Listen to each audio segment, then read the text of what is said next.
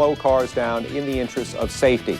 And very often the genius of the designers and the engineers make up most of the speed that should have been taken away. Now when we come back, we'll look at what teams traditionally benefit when the sport undergoes radical rules changes. Rules drastically changed how cars had to be designed. Many wondered whether the balance of power in the sport would change now that every team was starting from square one. So we decided to look back at other major rules changes to see what history has taught us. For the 1961 season, engine capacity was reduced from 2.5 liters to 1.5. While the British teams grumbled and protested, Enzo Ferrari got on with the task of developing the new engine, and he did it magnificently. The powerful shark-nosed Ferrari was the class of the field, and only the brilliance of Stirling Moss at Monaco and then later in the year at the Nürburgring kept Ferrari from winning everything in sight. Though outclassed the previous year, Ferrari's anticipation of the rules change saw his cars dominate. In 1966, engine capacity doubled to 3 liters. Ferrari was once again well prepared and favored, but internal strife sabotaged their season. While most teams competed with interim chassis or makeshift engines, Jack Brabham built a simple, effective chassis, married it to a purpose-built 3-liter engine, and walked off with the championship.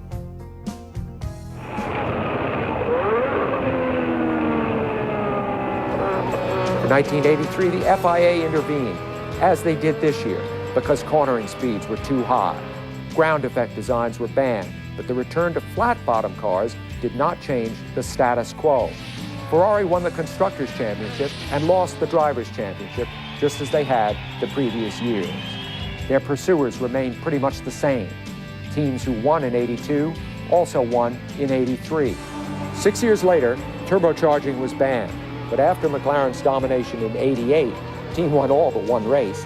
It was little wonder that in '89, McLaren, Senna, Prost, and Honda was again the class of the field. By 1994, electronic driver aids like traction control and active suspension were banned to give drivers much more importance in the car-driver-engine equation. Williams still won the Constructors' Championship. Benetton, however, rose to the top with Schumacher, and McLaren fell out without Senna. But the rules change did not significantly alter the balance of power. When Ferrari and Brabham rose to the top in 1961 and '66, it was because they were better prepared. But today, the sophistication of the modern Grand Prix team means rules changes aren't going to make lesser teams more competitive by giving everyone a clean start. The top teams are at the top because of talented people, resources, and plain hard work. Those factors are not going to change with grooved tires or narrower cars. McLaren may have been miles ahead in Australia, but with the package they've assembled, they certainly would have been the team to beat even without the changes. Now, in qualifying for the Grand Prix of Australia, the McLarens were 0.7 of a second faster than the field. The first test to see if any of the other teams have caught up was in yesterday's qualifying for this race. Derek and David will rejoin us here to bring you those highlights next. Stay with us. A lot of testing has taken place since Australia, and what is clear is that McLaren, one way or another, is still on top. At Barcelona, surprisingly, it was Hill, Damon Hill, quicker in the Jordan than the Williams drivers, either of them. That was a surprise. And at the Ferrari facilities, it's hard to make a comparison here. Not much can be analyzed except that Jean Alesi may be in the act of coming to grips with his Sauber. Now, looking at the Interlagos circuit, the first thing you'll notice is that it runs counterclockwise, which puts more strain on the drivers' necks because they're used to running in the other direction. It's made up of long, sweeping corners, and there are 3 passing zones. We'll see if it's possible to pass in them at the end of long straights. It's notoriously bumpy on this track. Depending on the weather, which will probably be hot, the heat of the track surface will affect the abrasion and the grip. And now with highlights from yesterday's qualifying, here once again are Derek Daly and David Hobbs. Gentlemen? And it was almost predictable, but in addition, it was spectacular. Look at Johnny Herbert here, almost loses control of the Sauber, and on the same corner, watch our world champion. Jack Villeneuve there going around, gives a bit of a help here. He had crashed very heavily at this same corner on Friday, so obviously a bit spooked by it. Jack Villeneuve could never come to grips with his Williams and ended up 10th on the grid. But all eyes were on the McLaren team, particularly Mika Häkkinen. And again, he almost made it look easy, put his car way out of reach, even further, 7/10 almost ahead of his teammate, David Coulthard. Last year, Giancarlo Fisichella in the Jordan went rocketing off the road here. And this year, in his new team, the Benetton, he went off in exactly the same place, only this time he went off backwards. But he did end up 6th. He had a good qualifying day yesterday. And then live here on Speed Vision, we got the treat of Michael Schumacher in a full drift round the left-hander.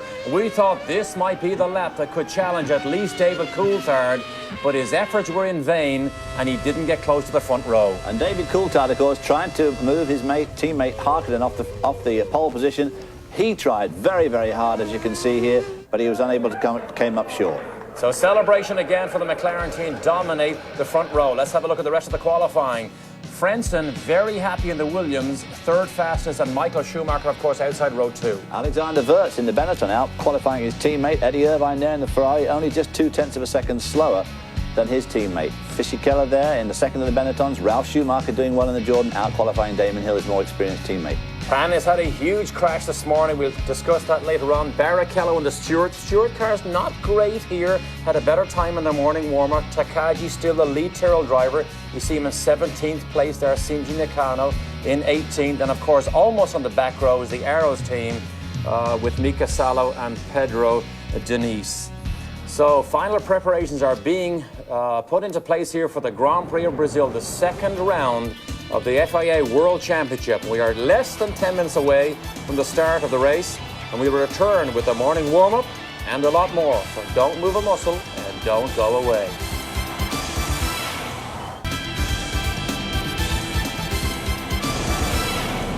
Welcome back to Speed Vision's live coverage of the pre-race preparations for the Grand Prix of Brazil. Rubens Barrichello, of course, everybody wants to interview him here. He didn't have a good run here last year, David. Remember the start line? He never got away from the start line. But the Stewart car, David, not too good. Problems with that gearbox. They have problems with the gearbox, but of course they're also on Bridgestone tyres, which seem to be performing extremely well in the McLarens. But the Stewart team really up against it this year. Everybody said their first year was pretty good. The second year was going to be the tough one, and so far it's looking like it. And Australia did no laps at all. Johnny Herbert, you know, had a terrible practice and qualifying session, and he still ended up ahead of Jean Alesi, so he's keeping that record at 100% so far. And the morning warm-up this morning in full race trim with full tanks may give us a better indication of what we may see in the race. Of course, Häkkinen and Coulthard traded fastest times. Look at Eddie Irvine. He has been consistently closer to Michael Schumacher all weekend, only 2/10 slower on the grid and faster again this morning. But look at Barrichello. The Stewarts may be on light fuel loads, or maybe they're in better race condition, David. Because Barrichello did extremely well this morning in the warm-up. They went in and out again. Heinz-Harald Frentzen dropped from 3rd to 6th. Jacques Villeneuve still struggling a little bit there in 7th spot. Wurz up there again, looking good. Alexander Wurz in the Benetton, being faster than his mate Fisichella, who crashed this morning. And Panis had a huge crash this morning, destroyed the Prost car. Almost a similar crash to what he had in Canada. He had no injuries, but he broke the car in 2 pieces and was lucky to escape. And obviously he is in the spare car, but a huge crash for Olivier Panis. And of course this morning, just when they came onto the grid here, we were privy to see the fact that Michael Schumacher went in and out of the pits about 3 times, and he changed cars. So he is in a different car to what he intended to race in this morning. He changed cars in the garage, went out, did a lap, and came back on again. So maybe some problems with Schumacher. The international element here, Takagi in the Tyrrell and Shinji Nakano in the Minardi Ford, almost ready to jump in, get strapped in, warm up and get the heartbeat up. We'll be right along with them. Don't go away. There is more to a Formula One race than simply who wins and who loses. Grand Prix racing is about atmosphere. Each circuit brings a special flavor to the competition. In Brazil, the memories of Ayrton Senna hang heavy in the air. And Senna still inspires his adoring countrymen. From the teams and drivers, there is determination and apprehension. Determination to improve their cars and to catch up to McLaren, whose performance at the season opener was overwhelming. Apprehension because Ferrari, Williams, Benetton, and the others know they are a long way behind. This is Formula One, the highest echelon of motorsports, where Technology and motivation are unsurpassed. In a few moments, a field of race winners and champions will see if they can exceed the limits of their machinery. They'll have to beat McLaren. The Grand Prix of Brazil is next.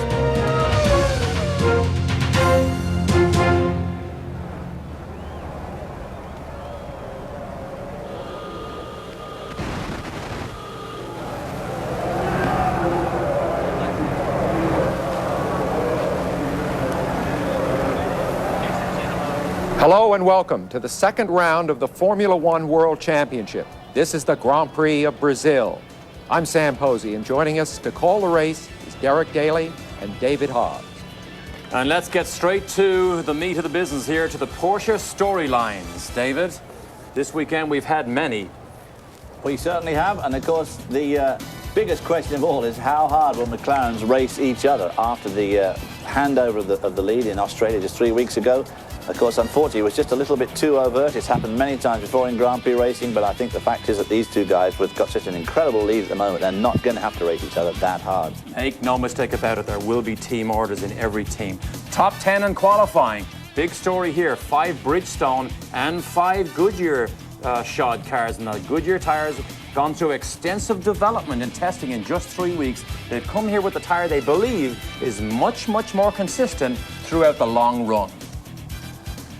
And then, of course, intra-team battles, and we're going to see a lot of that this afternoon because we've got some very, very disparate teams. We've got Wirtz and Fischer-Keller in the Benettons, and of course we've got Damon Hill and Ralf Schumacher, Michael Schumacher's brother. There's going to be a lot of battling going on in that team all through the year, there's no doubt about it. Live pictures here for round 2, the Brazilian Grand Prix, and this is probably the most popular sport in Brazil next to soccer. Of course, when Grand Prix time rolls around, it is. Everybody is there.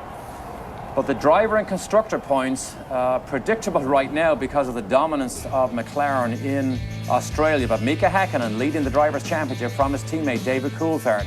That is a big mountain for people to climb. Heinz-Harald Frentzen had a disastrous run here in the Williams car last year. Much happier this weekend and happy to be in 3rd place. Move on to the constructors' points. Now this, believe it or not, certainly for Frank Williams, is more important than the Drivers' Championship. This is the one that Williams wants both his drivers to consistently, David, score points with. And that is going to be a very, very tough one for them to get over, there's no doubt about it. Starting grid here on the world feed, of course, shows Mika Häkkinen and David Coulthard. Now, as you move back, you can see the struggle that some of these teams are going to have. Heinz-Harald Frentzen on the 2nd row there with Schumacher. Michael Schumacher very disappointed in that 4th spot. But look at right behind him, Eddie Irvine. We just mentioned it earlier. He's within 2/10 of his team leader, the man that makes $40 million. Panis there on the outside of that row in the spare car. A huge crash this morning. And look at Villeneuve down there in 10th spot. Not often you see the world champion in a Williams Renault that far back. Damon Hill there in 11th spot behind his teammate, of course, Ralf Schumacher. Truly they're not so far behind Panis, his teammate. Johnny Herbert had a throttle stick, had a big crash on Friday, lost precious setup time, yet still outqualifies his teammate and continues that record streak. There's a Lacey who benefits from 2 private days of testing at Fiorano, trying to get this car as quick as Johnny Herbert's. He doesn't like Herbert's style of setup. Takagi there in the Tyrrell, Tuero in the Minardi, Salo in the Arrows. The Arrows still looking incredibly disappointing, even with their new engine, their new direction, their new driver. A long, long way to go for Arrows to be successful. Obviously, Damon Hill did the right thing in getting out of that team. Yet one of the most innovative of designs on the racetrack here. The design team being headed by John Barnard, the somewhat controversial John Barnard, who really has worn out his welcome. Is that the one that's easy to work with? With many of the race teams in the last couple of years. David Coulthard, team orders. What will he do? Did he do the right thing? I wouldn't be surprised if they come away with 16 points each after this race today, by the way things have gone in practice and qualifying so far.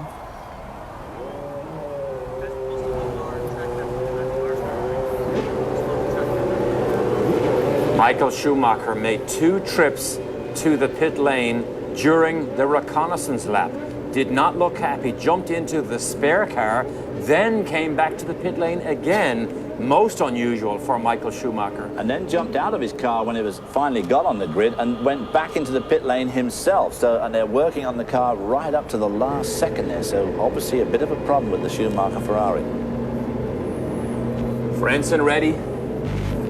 Heinz-Harald Frentzen, of course, is finally showing the promise of showing the form that Frank Williams always thought he had, and out-qualified his teammate here. Got a handle on the car straight away, unlike, as you said, last year. He had a terrible time here at Brazil, but this weekend things have been going very good for him and not at all well for Jack Villeneuve. Final formation lap about to happen here. Gives us a chance to just have a quick peek again at our track map of the circuit here. Left-handed track at Interlagos. Our BMW track map, and as you say, of course, it is a left-hand circuit, so it's very tough on the driver's necks because there's a lot of very, very long curves and a lot of high-speed stuff. Great variety of corners here, though. You can see those two hairpins, that Pico de Pato, the Pinheiro, really tight little corners, 45 mile an hour, and then there's a lot of elevation change here as well, so it's a very good track to drive on, except it is incredibly bumpy. Quite why it's so bumpy, I don't know, but it is. It's very tough on the drivers and, of course, the car. One of the problems here that they will deal with, and they had to deal with particularly in the warm-up this morning, is there was a huge thunderstorm last night. The grass is very, very wet. The cars and the safety trucks went off the racetrack, dragged mud back onto it this morning in the warm-up. So that is something, if a driver puts a wheel on a curb and on the grass, it may be good night. And of course, when it rains here, I mean, it really does rain. So it tends to wash away the rubber that they laid down on Friday and Saturday to get themselves a bit of a line. So the track is going to be green and slippery for the opening laps this afternoon. Sometimes a green track is faster because of the abrasive nature of the surface. More often than not, the groove, when the rubber matches the rubber on the race car, rubber to rubber gives them more grip. So we would expect under normal circumstances for the track to be a little bit slower here. This is a very, very bumpy racetrack also. They resurfaced about 3 or 4 years ago, did a terrible job. And there is about 3 or 4 areas in particular here, and you'll see the cars move around. We saw the pictures live yesterday during qualifying on Speed Vision, but you'll see these cars buck and bounce and weave, particularly in the braking zones at the end of this long back straight. And a couple of them, actually yesterday during practice, a couple of cars got thrown off the road when they bottomed out. They were trying full tanks for the first time, they bottomed out and literally threw them off the road. Admittedly, one of the drivers was Ricardo Rosset, but and he's likely to get thrown off the road anyway. Coming up to take their start, uphill start, so tough on the clutch, and you've obviously got to get it dead right here, make sure the car doesn't roll back before you start. So it's almost showtime. Almost showtime. Electronically monitored timing system. You cannot jump the start. Watch David Coulthard. Last year he was spectacular when the lights went green. Can he beat Häkkinen into that all and so important first corner? Keep your eye on David Coulthard. Heartbeat is up with every driver. Adrenaline rush. Watch the red lights. 5 red lights. Coulthard's on the right. Watch the run to the first corner.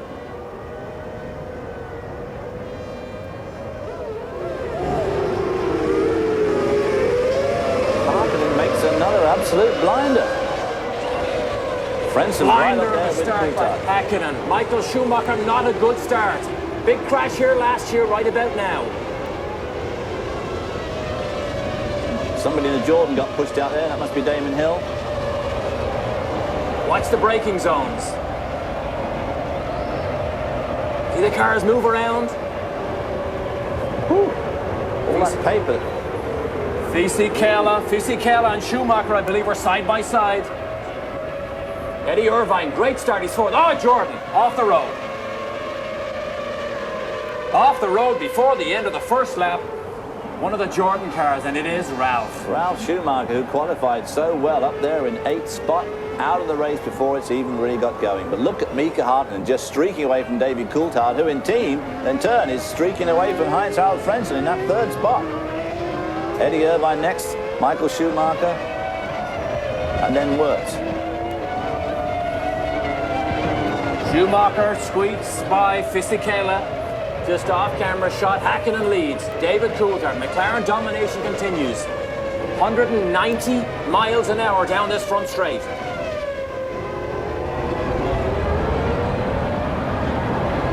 Braking zone, second gear. We're going to see as the afternoon progresses just how steady these McLarens look compared to some of the other front runners too. It's quite a difference. You just can see the difference even on the video. It's quite amazing the difference between how steady these cars look. I think that was actually Alexander Wirtz that was up beside Schumacher on the end of the braking zone of that first lap. A good start for him, a man who's had a very consistent and fast weekend. And of course he's only doing his 4th Grand Prix. Look at this, one of the most innovative cars recently in Formula One. You don't often get innovation now because the regulations are so tightly structured.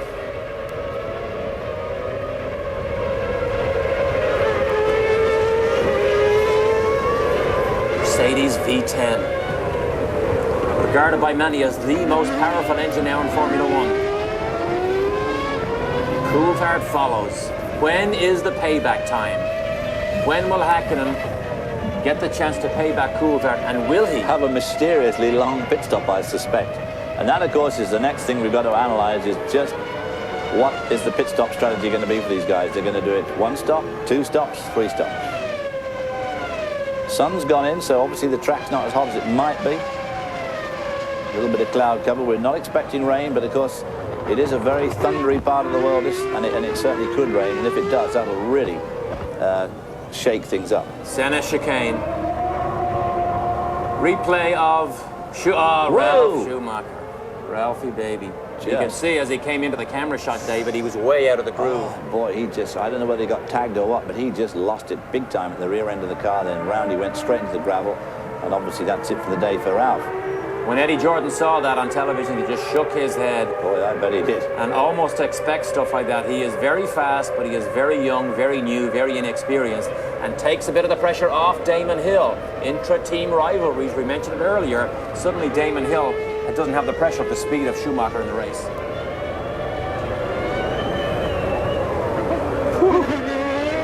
How far in front of that Ferrari are they? We've only got, what, 1.5 laps in?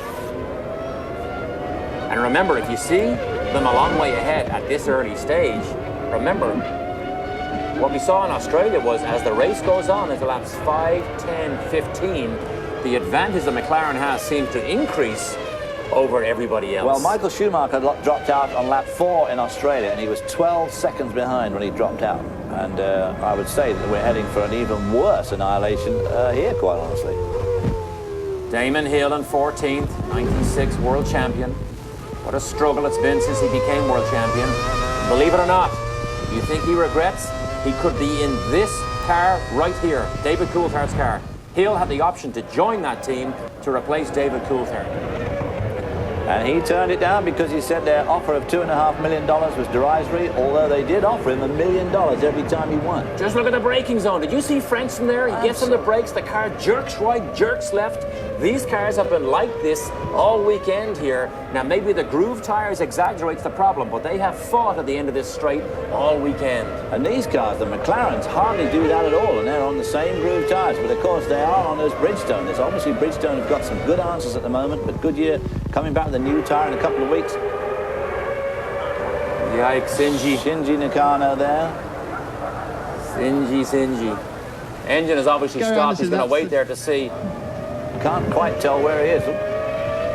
Hard to see. Is he on the track, or is he sort of slid behind a wall somewhere? Oh, here we're going to see. Turn 1, end up the pit straight. Loses it under braking. Now. So he is in a bad spot then. Can they drag that thing out of there? They can probably drag him back to pits, can't they, pretty quickly from there, do you think? There's the yellow flag. They just went through the yellow flag situation. Great camera shot here. That's where we saw Schumacher yesterday in a 4-wheel drift in the Ferrari. It's a great camera shot to see these Formula One cars on the limit and over the limit sometimes. Now this is the shot. You watch these two McLarens, they brake for this fast left-hander, and they look pretty civilized. I mean, they move around a little bit. Here's the same shot. Watch Frentzen. And then watch the Ferrari. Look at this thing. This thing is alive all over the place. Now, do we have team orders with Eddie Irvine and Michael Schumacher? Irvine still holds 4th place. Alesi got a good start. Alesi did get a good start, up to 10th. His teammate's running 13th at the moment behind Jarno Trulli. Panis, whose heartbeat has not gone down since that crash this morning. The reason he crashed this morning, he stuck 2 wheels on the wet curbing, then went on the grass, lost control and had a big one. It tore the whole front of the car. How it didn't hurt his legs is somewhat of a mystery, because he had a similar sort of accident last year in Canada and broke both his legs. This one was even worse than that, ripped the front of the car right off. There you see the gap from Harkenden to Coulthard, but of course there is no saying how important that gap is. The main importance is the gap from Coulthard to Frentzen, who's still running in third spot. Looks like a long way to me to see the...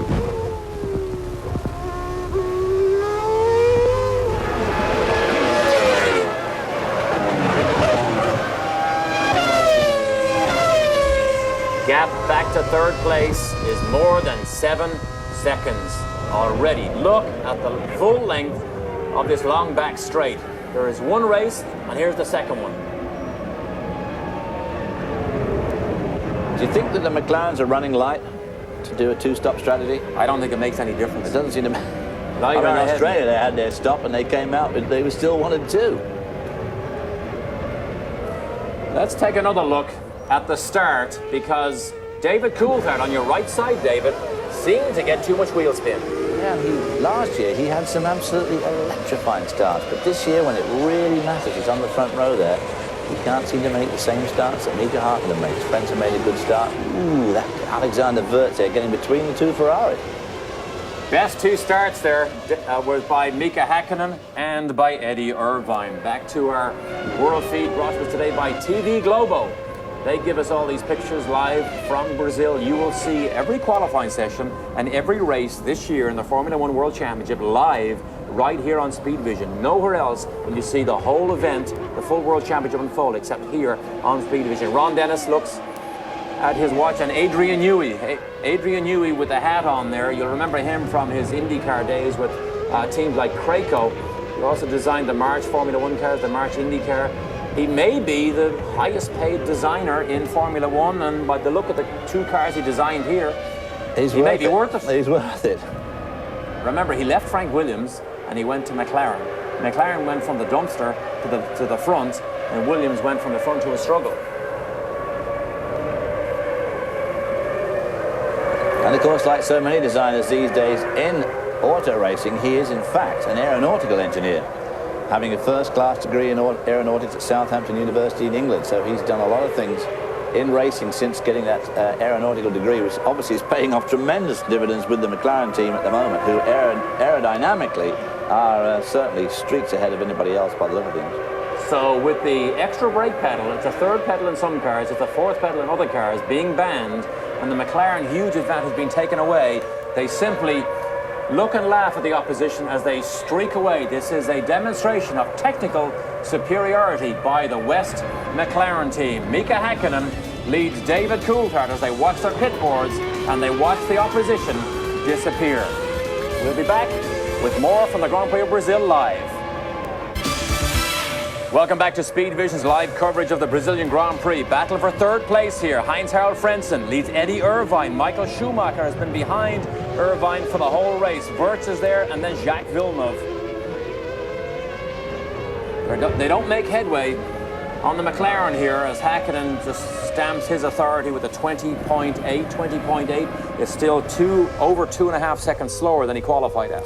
Well, of course, it's written into Michael Schumacher's contract that Eddie Irvine must give away to him. So they talk about rules fixing.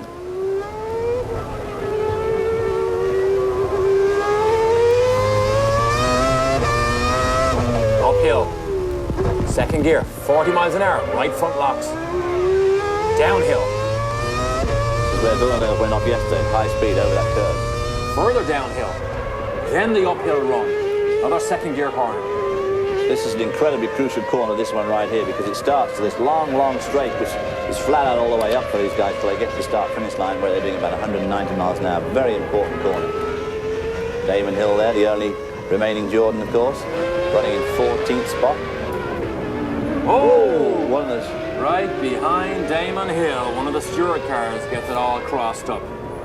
The braking zones, David, this year definitely seem to be much more lively with these cars, despite the fact that the cars are almost as quick as they were last year. They're within a second of last year's speed on this track. It's absolutely extraordinary that the engineers and designers have managed to foil the rules and regulations just so much. That's Jan Magnussen following Damon Hill. And you're right, the braking zones look exciting. Of course, one of the ideas of this rule change was to encourage more overtaking, but it does not seem to have worked out that way. At least they got themselves on television here.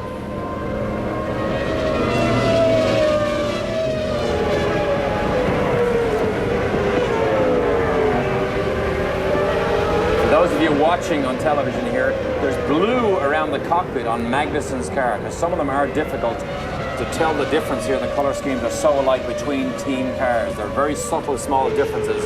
And Barrichello's, of course, is all white. So watch for that blue around the cockpit on Magnussen's car. Market into Hill, a cool 32.9 seconds already. Future world champion versus past world champion. Damon Hill, of course, was one of the drivers who tested a new Goodyear tyre in Italy, in Barcelona, sorry.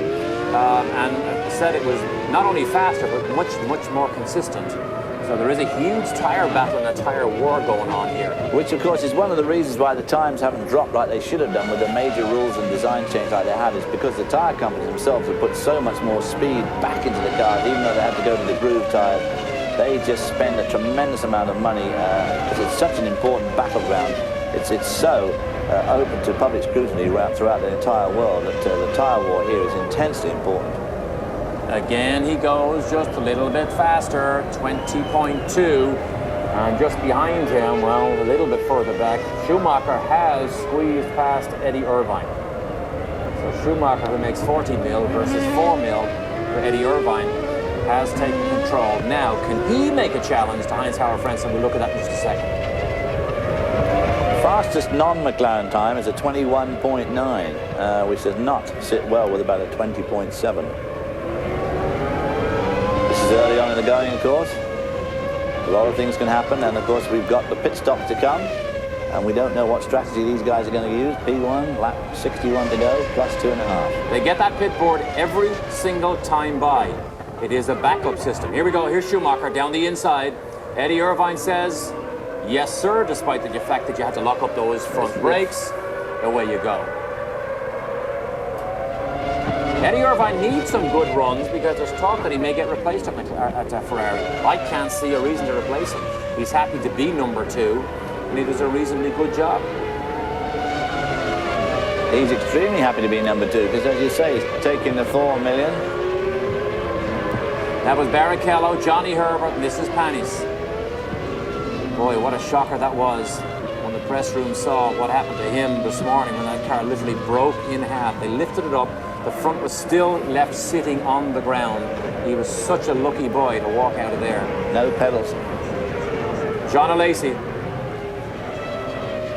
That is John Alesi, in fact, with the yellow around the cockpit. Alesi, 2 days private testing at Fiorano when he tested these high wings that you see on that Sauber, and he's got much closer to Herbert.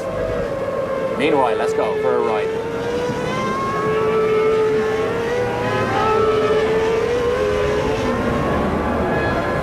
They got their soundtracks mixed up there, didn't they?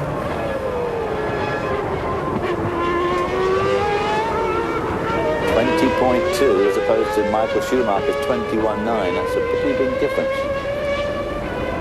2.9 seconds now. Hakkinen to this man here, David Coulthard. And this is Hakkinen.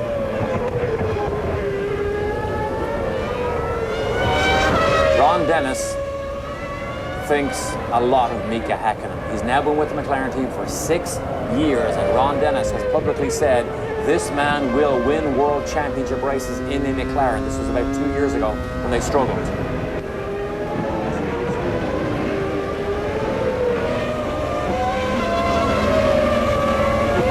Sam, Jacques Villeneuve struggling? It's hard to say, Derek. I've been watching closely. You see the gap back to him from Wirtz just ahead. Of course, Villeneuve started in 10th. He's now running 7th. He's running 1.3 seconds a lap slower than the McLaren. Wirtz having problems right there, right in front of Villeneuve now. Villeneuve has passed Fisichella and Panis, and of course he picked up a spot with Ralf Schumacher going off the road right there in the first turn. Great battle, though, now with Wirtz right ahead. Same engines here, different tires. Look at the steering corrections. Yeah, I mean, you just don't see Williams looking that twitchy.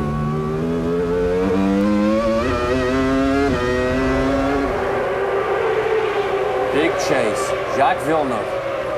Interesting point. Frank Williams, about this time last year, announced his drivers for the following season. Villeneuve is playing a bit of hardball here, trying to call Frank's bluff, and Frank may well sign somebody else. Some people think it may be Juan Pablo Montoya, his test driver. Schumacher running down Frentzen. Schumacher is winding in Frentzen. Having got around Eddie Irvine, he is certainly pulling Frentzen in. There you see Wirtz now being hounded very closely by Jacques Villeneuve. Wirtz, of course, only got 5 Grand Prix. Well, this is his 5th Grand Prix, so pretty inexperienced compared to Jacques Villeneuve.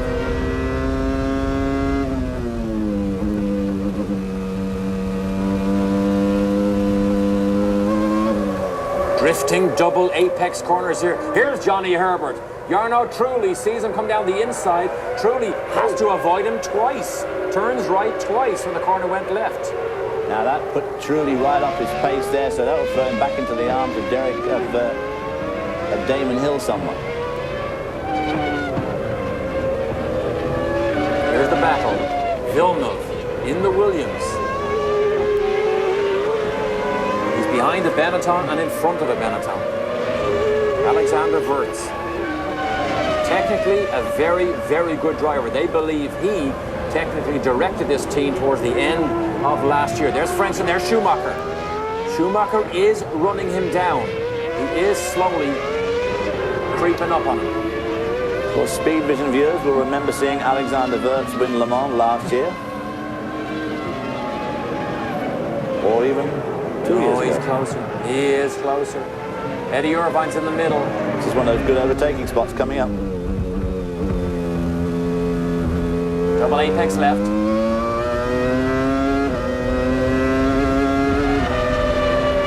Uphill. This is all uphill. Long triple apex right. Drifting, drifting, drifting. I think the significant thing in this battle is the fact that the blue car, the Benetton, is on Bridgestone, and the car of Jacques Villeneuve is on Goodyear. Now, Jacques Villeneuve's car was world champion last year. They were constructors champion, and the Benettons were significantly slower. I can't believe that the Williams have suddenly lost that much time, nor that possibly the Benettons have picked up a lot, but they certainly have picked up a tremendous amount, obviously, in tyres. They've got a relatively inexperienced driver driving, and suddenly the position is completely reversed from last year. Wow, Häkkinen creeps away with the fastest lap. You think David Coulthard is sitting back there? Not when you see that type of tyre smoke. Sam? David, how big a difference do you think the tire change made? In other words, if you put the McLarens back on Goodyear's, would they still be leading this race? I would say, from looking at the way the car handles and performs, there's a very good chance they would still be leading the race. There's probably not that much difference, but I think it's very significant in a situation like this battle going on right here between the Benetton and the Williams. That the Benetton has suddenly assumed the superiority, or at least a parity with the Williams, which it had nothing like last year, even with someone like Gerhard Berger driving. Well, of course, Wirtz is an unknown quantity, only in his 5th race, as you said, David, but Villeneuve's experience, it's his 35th race, Formula One, and he's won 11 of them. So Wirtz is really looking in the mirrors at one tough man. Absolutely. 2 good fights here between Heinz-Harald Frentzen and Michael Schumacher, and then Alexander Wirtz trying to hold off Frentzen's teammate in the Williams, which is Jacques Villeneuve. 2 good fights, but the McLaren domination continues. Don't go away, because we'll be right back. Welcome back to Speed Vision's live coverage of the Grand Prix of Brazil. This is where the fight is. Frentzen has had 3rd place since the start of the race. Schumacher got by Eddie Irvine and has crept all the way up behind the rear wing of Heinz-Harald Frentzen. He will put him under pressure. Jean Todt, team administrator, looks on, but Schumacher, he would love this to be a battle for the lead, but it's a personal fight, an intra-team rivalry between teams other than McLaren for first in class. Eddie Irvine still follows up, and here, oh, look at Villeneuve, has a little poke and a look down the inside. Oh, the braking zones are so good here. The cars twitch and they weave. The drivers fight them. Villeneuve said he thought these were rubbish, the regulations, when they brought them out and to narrow these cars down and give them these groove tyres. Well, he said these cars were going to be easier to drive, and he thought it was going to be Charles playing the average Formula 3 driver. They just didn't need people of his skill and ability to do it, but I would have to disagree with them. They look to me like they're horribly difficult to drive. They started off about 6 seconds a lap slower than last year's cars. Now they're only 1. midway through the season, they'll only be half a second. One on a long circuit, a long, complex circuit. They're only 1 second behind. I mean, I just can't believe what they've done with these cars when the draconian rule changes that took place, and here they are, right back where they were. But there's still no more easy overtaking, which is supposed to be the key of all this change. Until they take away a huge chunk of that downforce of those wings, they're never going to be able to overtake easy, because you just can't follow close behind another guy through a quick corner, which allows you to kill him at the next corner. You just can't do it. Schumacher does not have more speed down the straight than the Williams. He doesn't seem to have enough. He had a little look into the left rear view mirror of Frentzen there. Just a little reminder, I'm here, don't make a mistake. This is pressure cooker time. And the battle continues back here with Villeneuve. Jarno Trulli out. Jarno Trulli, remember, just took the Austrian Grand Prix by the throat last year, but regrettably didn't finish it, didn't win it. And I'll guess he had gearbox troubles. They have had gearbox troubles since this car was built, since it first tested at Magny-Cours in France.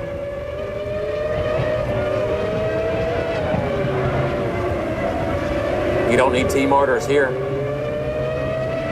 4.6 seconds behind. David Coulthard is now behind Mika Hakkinen. So they control the field and they begin to lap some traffic. The Arrows cars, I believe, was the first one in line, which will be Denise. Probably Pedro Denise, right. Esteban Tierro is right ahead of Denise. He moves out of the way. Denise did a nice job there of letting the leader through without losing much time himself. Made a very nice job of that. Esteban Tierro is right ahead of him. He's 19 years old from Argentina. He will be a big hero in the next Grand Prix in Argentina. Right ahead of him is Mika Salo. Mika Salo in the second of the Arrows. Hakkinen doesn't need to hurry this. He doesn't need to take any risks or chances here. Yikes.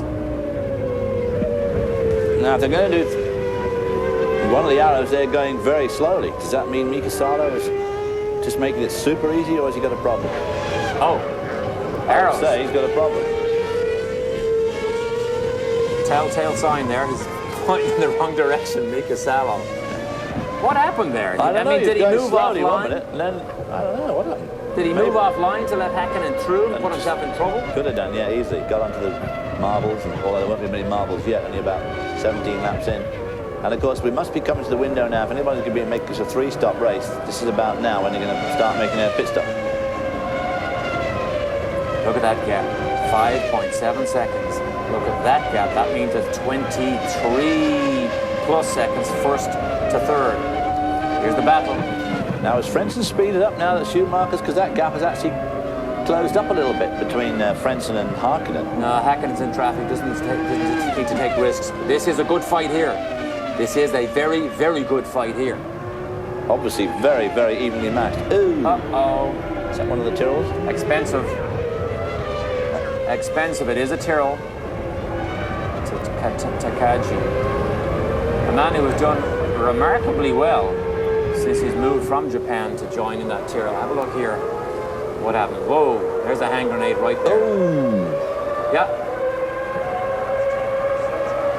A hand grenade goes off in Takagi's Tyrrell right in front of his teammate, Rosset. Remember, that is the V10 Ford engine in the back of that Tyrrell. The car that Ken Tyrrell thinks is the best one they may have ever built.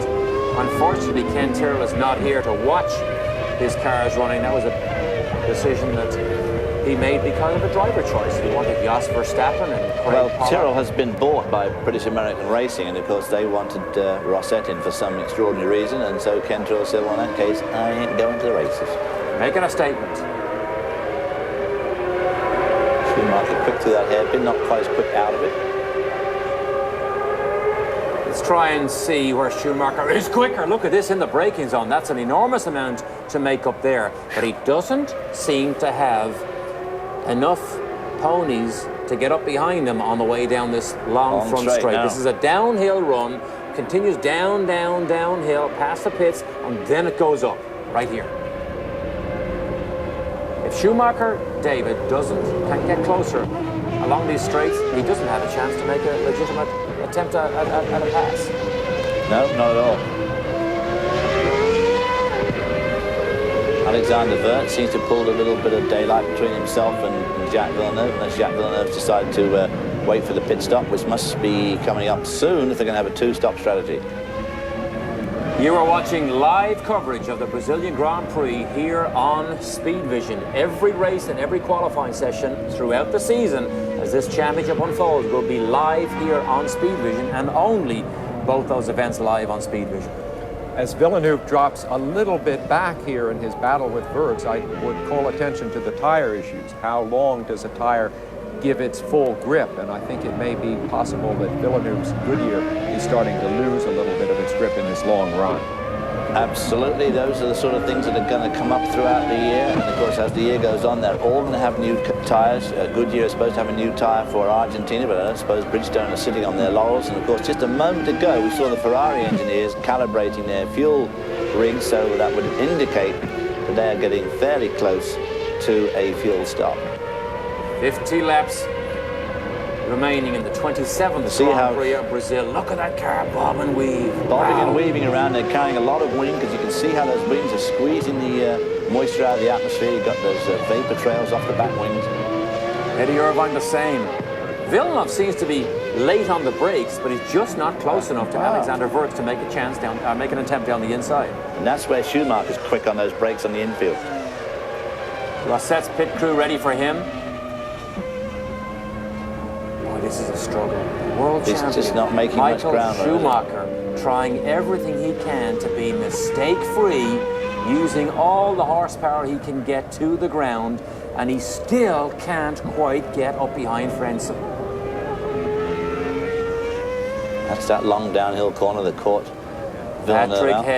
Patrick Head, the technical director, watching from the pit wall, not watching the television monitors. He's out on the pit wall, so he won't see that little brake lock by Frentzen. Of course, Patrick Head is technical director. There are new designers, though, on this Williams this year, because Gavin Fisher is the chief designer and Jeff Willis is in charge of aerodynamics, and they have big shoes to fill to try and emulate what Adrian Newey has managed to do with this team over the years. There you see John Todd of Ferrari, but you've got to remember too that Patrick Head himself, it's not just Adrian Newey that made the Williams. The Williams have been a quick car since 1980, when Adrian Newey was just going to IndyCar racing. I mean, Patrick Head is a tremendous designer on his own, but obviously Adrian Newey was a tremendous help to him when he was at Williams. These are great fights here. These are good battles.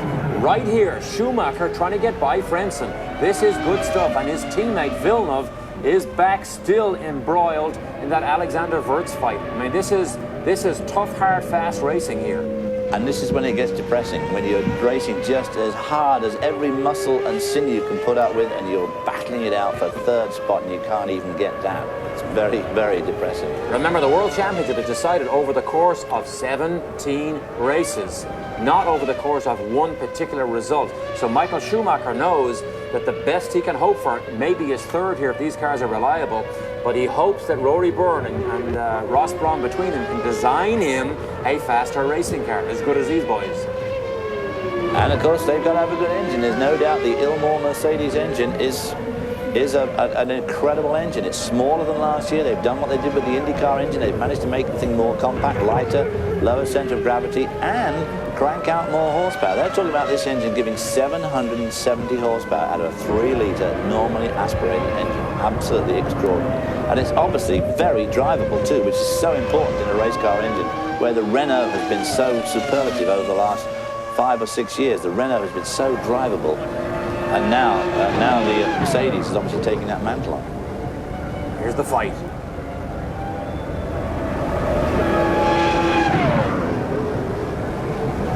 Frentzen looks in better control than he was earlier. He does, but he's catching up again on braking there.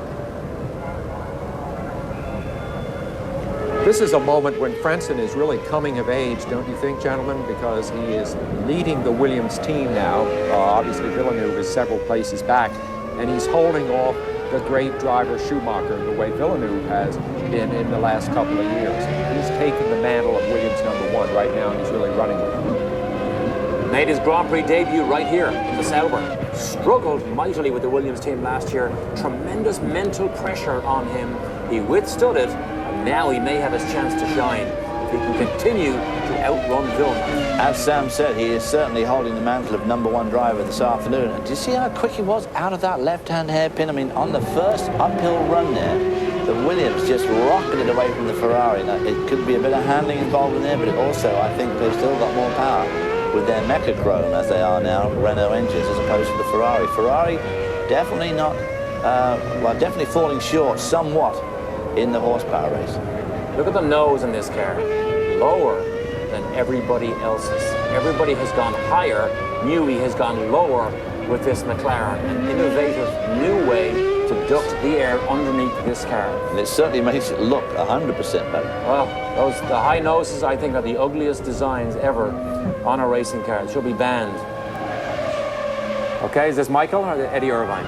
If Michael thinks he's being held up in any way by Frentzen, which it doesn't look like it, he's better off to get into the pits right now before everybody else clutters the pit lane. Different braking line, look at that.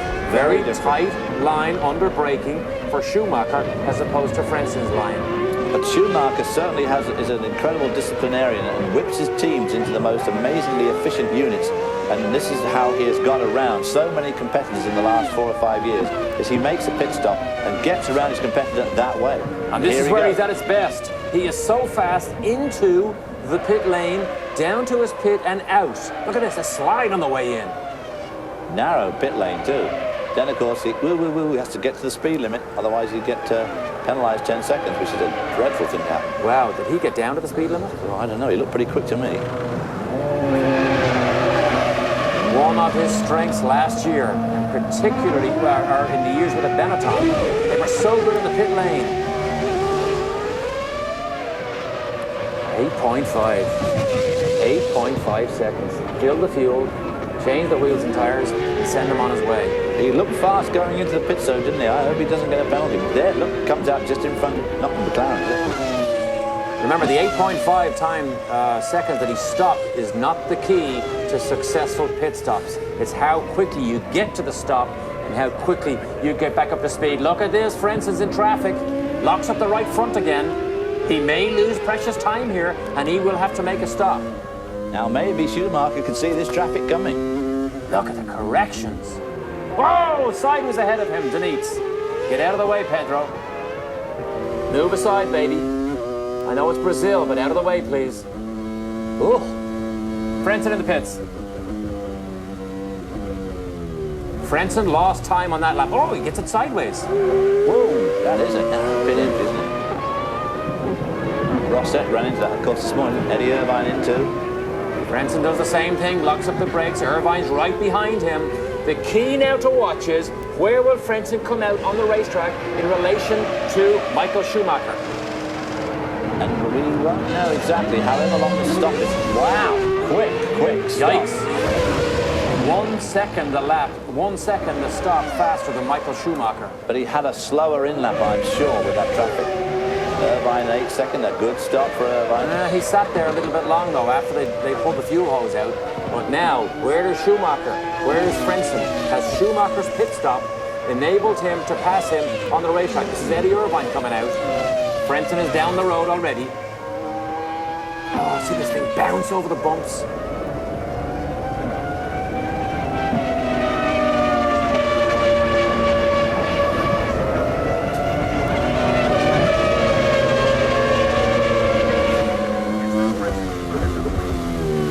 Frentzen is behind Schumacher. Wow, they pulled it off.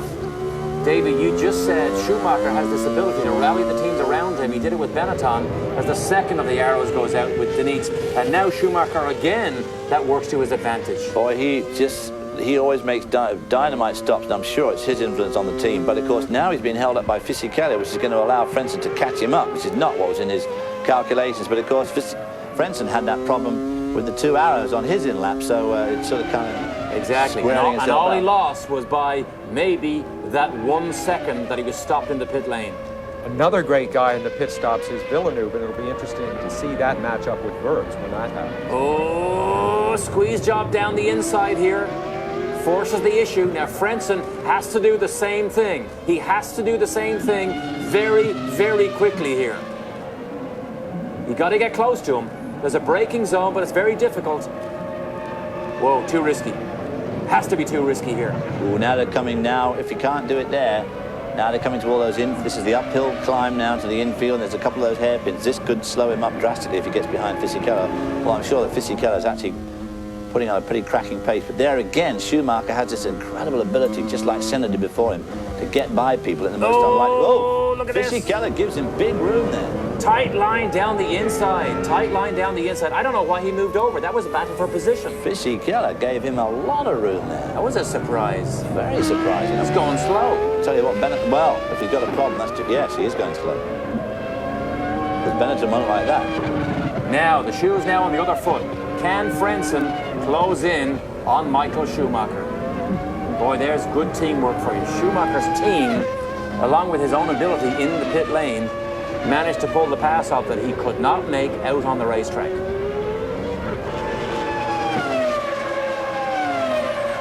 Here we go, Jacques. 7.7 is the fastest so far. Villeneuve and Alexander Wurz, that was the big fight there. Can Villeneuve pass him through these pit stops? Not much groove left on that rear tyre there, was it? No, a 9.3, not a spectacular. That's another thing that's going to come into the FIA calculations, is how much groove is left on these tyres at the end of a stint or the end of the race. And it looked pretty smooth to me. Is it a groove tyre or is it a slick? Now this will have to settle down here for a little bit to see where Alexander Wurz is after his stop, if he's on the same pit stop strategy as Jacques Villeneuve.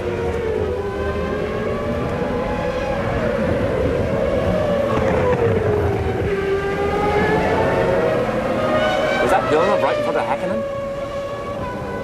Boy, Top of the picture.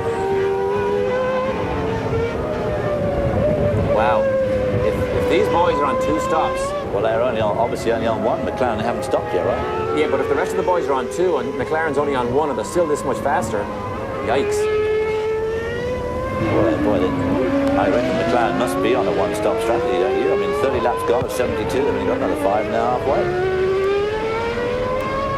Wouldn't stop now, would they? Make it a 2-stop at this stage. But everybody else, I would say, is committed to 2-stops. Whoa, I wonder if there's a bet on between the Williams boys, Villeneuve and Frentzen. Remember Australia? Frentzen bet Villeneuve that they'd be lapped. Villeneuve said no, and Frentzen won the bet. Look at this here, Johnny Herbert, Jacques Villeneuve, fresh tires, got a lot of fuel.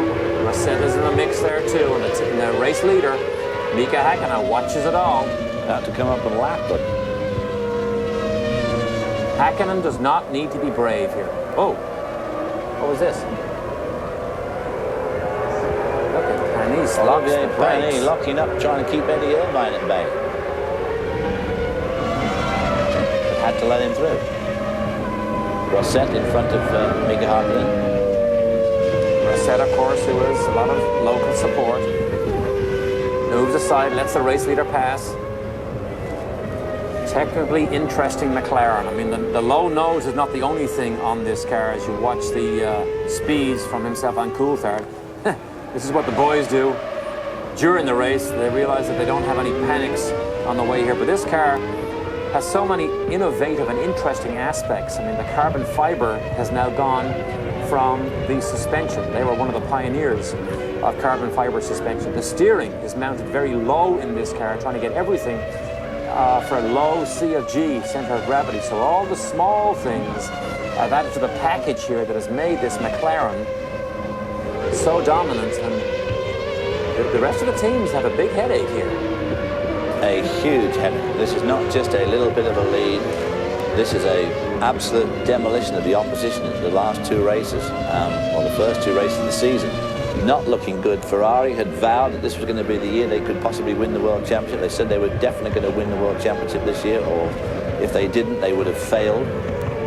They've got a lot of work to do to catch up. You saw Johnny Herbert look in his mirrors. As he looked in his mirror, the car weaved left and right. He doesn't want to lose control of this thing, because he's going to have his own personal battle, but he doesn't want to hold up the race leader.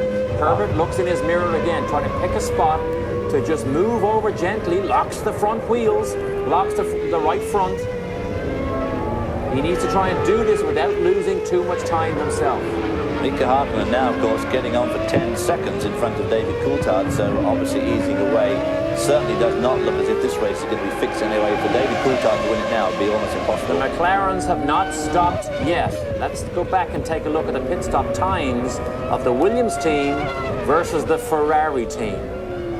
One good, one bad on each there. That is the benchmark for the McLaren team to at least be that good, and they are just about to get ready. The Benetton team has not stopped either, Derek. It was an exciting moment here, and that means, by our calculations anyway, that they may wind up a full lap ahead of both Ferrari and Williams. Quite possible. Interesting there that the Mercedes engine in that car did not fly by Johnny Herbert as we thought he might. In Australia, we saw they just rocketed by everybody. Not so here, which is an indication that in the braking zone, here it is here. No, this is a Williams. Wow. Eddie Irvine in a dust-up here with Jean Alesi. Alesi, of course, was a Ferrari driver last year. That was a battle for 8th place. So Jean Alesi holds off the advances of Eddie Irvine. It's about 3 years since he drove a Ferrari. I'm sorry, it is, yes, of course, anyway. yeah, with the Benetton. I'll tell you what is significant, of course, and that is that neither of the major teams on Bridgestone have stopped yet, whereas the two major Goodyear teams have stopped. So is that a function of tyre wear, or is it just coincidental that these guys chose that fuel strategy, or is it a function of the tyre? It's not coincidental, because these teams that all run on the Bridgestone or the Goodyear tyres pool the information themselves and then make a joint decision on what will be best for the team in conjunction with how long they think the tyres will last.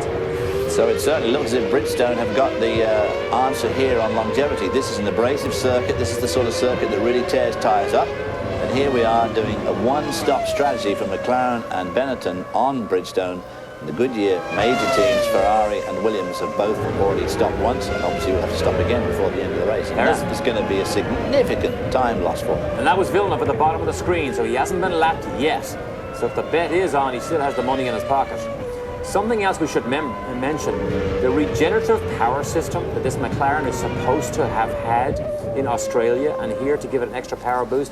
The feeling is they did test such a system using energy that is created in the racing car itself to store, and they store that energy and then use it to power some of the auxiliary components on the engine, which allows them to have more horsepower available if and when they need it.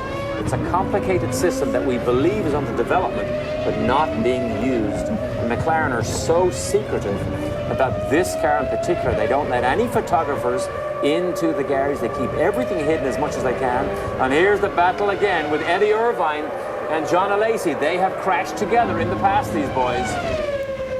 They don't like each other at all. Unfortunately, we've gone away from that because they were about to come into that turn one braking zone as we look at Mika Hakkinen there, catching them up. And we don't see a crash, so they didn't hit each other yet. And there's the top of the picture. No smoke left either, floating across the video screen. Or debris coming out of the sky. Oh, he got by him. He did get by him. Was that him past him? I believe it was.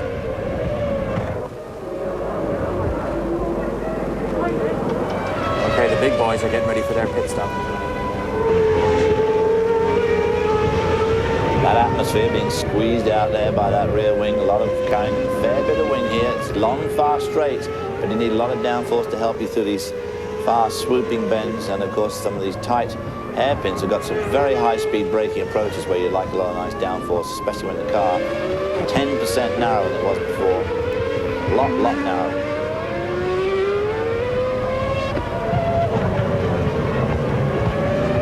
Downhill plunge. Jump on the brakes.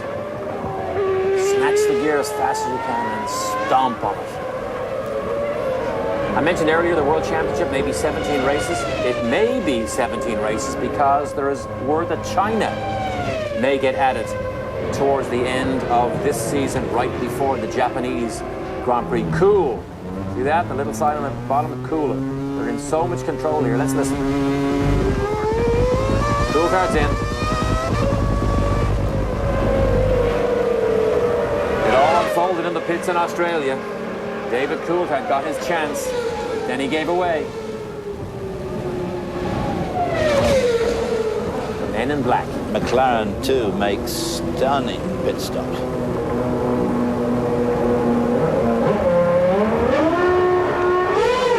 Of course, that would be a little bit longer because this is only one stop, so they have to fill them enough to make sure they...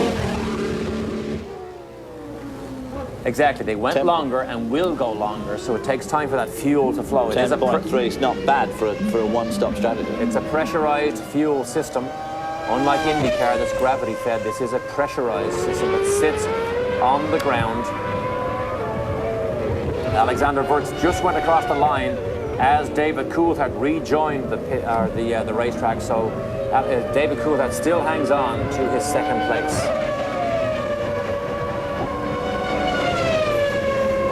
Remember that last year, let me take you back a little bit, all the teams did 2 pit stops. Olivier Panis on the Bridgestone tyres last year did 1 and ended up 3rd. That was an indication of how good that tyre package is on this particular racing surface. Now, when that pit board comes out, does that mean, hey man, that's cool, or does that mean cool it because you're 54 seconds in front? The Europeans don't understand, hey man, that's cool. No. It would mean cool it. You're in control here. You're dominating. You're in total control. It's not the same as when David Lee says cool. No. Oh, okay. Don't blow this and throw the whole thing into the bushes. Understand. Not a good start for Barrichello, 15+ seconds.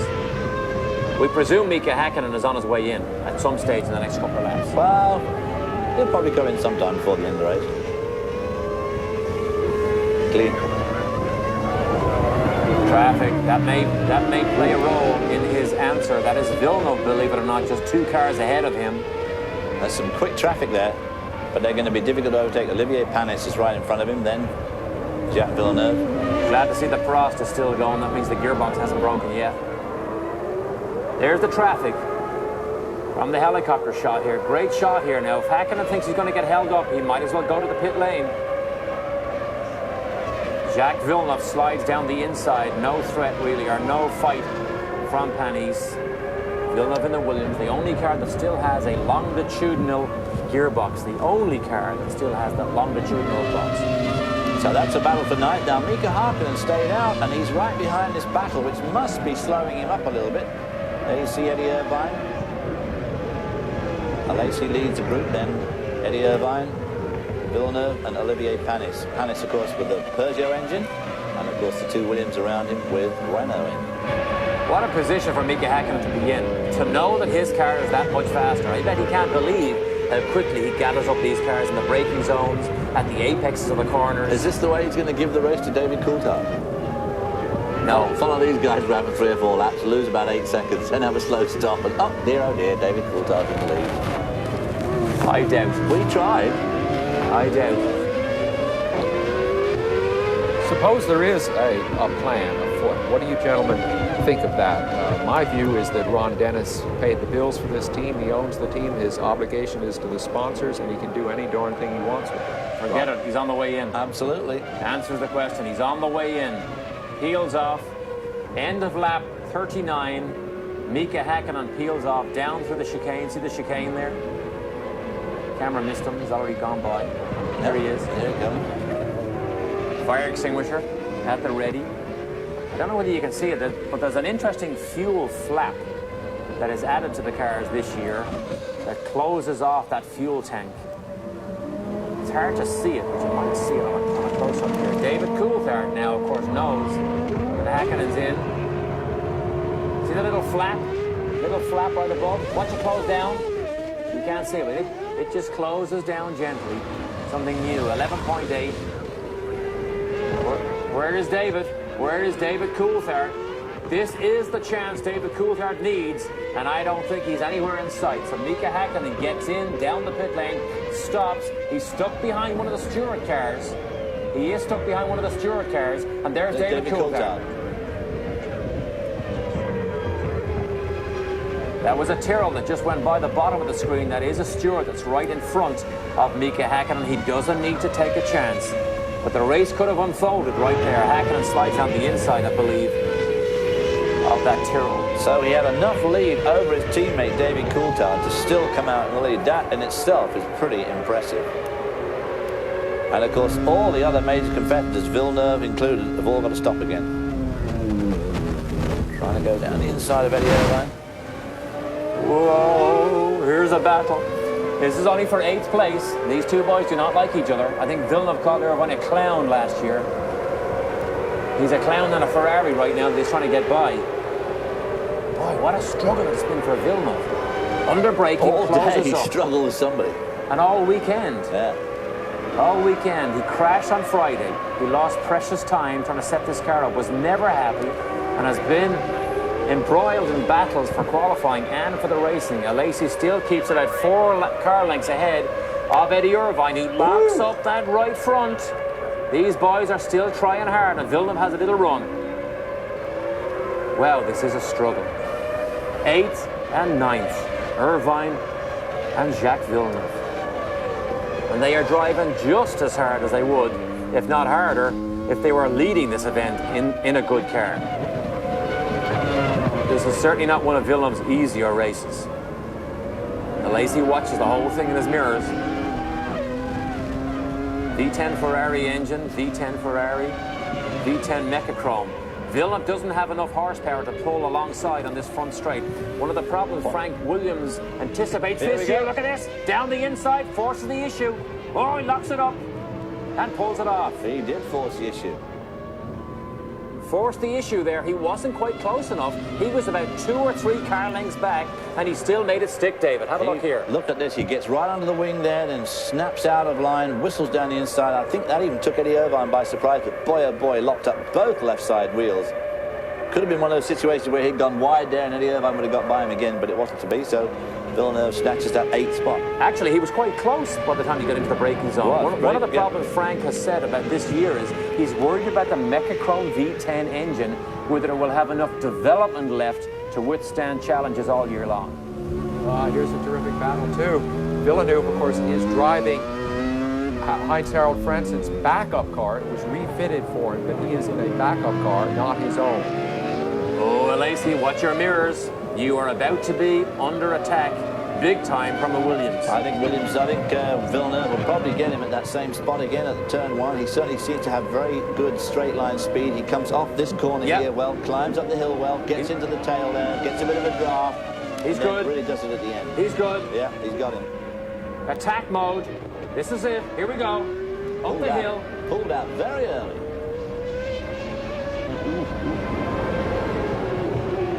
Now, how far behind is he? Remember, this is only for 7th, 8th, and 9th place. This isn't even 8th place. This isn't even. Well, it is a point-paying position now, because he just struggled into 6th place. So that'll be worth 1 point. You can see the cars bob and weave in that braking zone. Here it is again, slow-mo, David. You can see why he's going to have to make 2 tire stops. I tell you what, Alesi gave him a lot of room there. I was a bit surprised at that. So now Villeneuve is 7th. He's not in a points-paying position right now. He still locks up that left. When he transfers the weight to the right side of the car, lightly loads the left, and he locks up that that left front.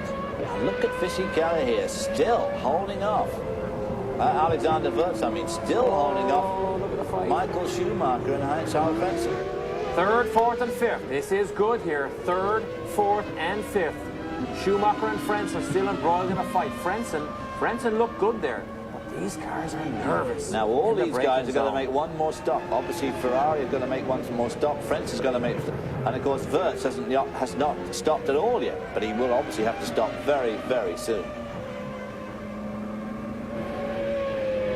That's where Panis crashed. That left-hander that just came out of it. Crashed heavily this morning. Up the hill. So Alexander Wurz, in only his 5th race, had some incredibly heavy metal behind him. First of all, he's threatened by Frentzen for lap after lap. And now he's got Michael Schumacher behind him. And behind him is Frentzen again. So, boy, oh boy, for a young kid, a tough afternoon.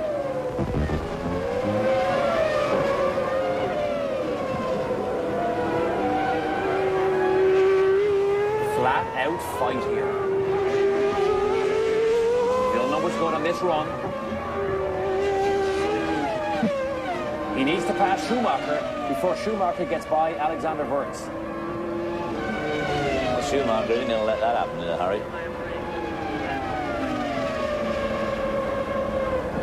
Alexander So a good Wirtz fight here must be between about the Williams due for of stopping. Heinz-Harald Frentzen and Michael Schumacher as Hakkinen again rolls off another fastest lap at 19.8. Now he is only 1.8 seconds slower in race trim than he qualified at. Bit of traffic that Wirtz is going to stumble over on this Remember, lap. he just set that fastest lap with relatively full tank of fuel. Look at the brake lock. Frentzen, inside left again. They transfer the weight to the right side, lightly load the left. The road drops away because it's banked right there, and you pick up that left front and you lock that baby up. Putting all sorts Schumacher. of flat spots on it, which make life so difficult and uncomfortable. Yeah, slowed up just a little bit there, lost a bit of tack. Maybe he's just going to fall back here and have another go at Michael Schumacher. Schumacher now right behind Wirtz. Half a minute ahead of the field, Mika Hakkinen. Half a minute ahead of the field. You don't need that graphic there because you can see that. Frentzen doesn't seem to have the extra little inch to become a challenger against Michael Schumacher as the Williams team set up for yet another pit stop. So Mika Hakkinen is mistake-free so far in the innovative, largely innovative McLaren, the West McLaren. What a good time to have West join that team. They'll enjoy all this television time. That's Jan Magnussen right ahead of Alexander Wirtz. Jan Magnussen needs to recognize this is a battle, a fierce battle for third, fourth, and fifth place here.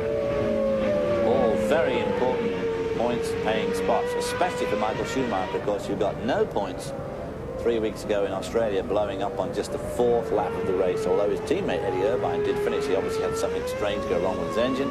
So this is very important for Michael Schumacher to maximise his points today. All these three are going to have to make a stop. Wirtz will be his one and only, and of course it'll be the second for Schumacher and Frentzen. Boy, that Wirtz, I mean, he is pretty darn impressive, isn't he? I mean, that's some serious pressure behind you, isn't it? Look at Schumacher. You see him get sideways under power, and Frentzen peels off. He knows he can't get by him, so he's going to do a Schumacher here and try and pick up the position by stopping in the pit. So the reverse order, that's a good point. Reverse order now. Frentzen stops instead of Schumacher. He believes he is faster. Schumacher needs to make a run now to Alexander Wirtz to stretch out and not get slowed down by him. I think Wirtz can see coming here that they're both going to catch up with Magnussen, and that could slow down and compromise a couple of laps for these guys. He's going to make this stop here now, make it a quick stop, and then he's got an empty track in front of him, 8.1, pretty good stop. Good second stop for Frentzen. Schumacher will make a second stop. Alexander Wirtz, we think, will make a first stop. Unusual as it may seem, he has not stopped. He has not stopped yet. So look at the line he takes through that left-hander. He has taken that line consistently. It's a wider line than almost every other driver. Sometimes a driver's style allows you to position a car differently on a corner, but he seems to be wider in general on that left-hander and that left-hander than anybody else. Wirtz was lucky that he got into racing at the time of the rules change because he's the tallest of all the drivers, a big lanky guy. Here he's headed for the pits, and they were able to build a little bit longer car just for him. Otherwise, he would have been shoehorned into the old, shorter cars that the team had. Now here, of course, on Bridgestone tyres, so they have had an incredibly long run on their Bridgestones. So Alexander Wirtz there, who was third, comes in now, he's dropped back to fourth. Terrific run on those Bridgestones, which is obviously going to be cause for concern for Goodyear. Impressive run to go that far on one set of tyres. We can't get it up close and personal on the tyre wear, on those rear tyres, but 9.2. Of course, remember, he doesn't have much fuel, so he started on a very heavy load of fuel. Which is also says a lot for the tyres. And everybody around him still, oh, look at this, he's on the curb. That's the risk of trying to get back out on the racetrack as fast as possible. You could throw the whole plant into the bushes.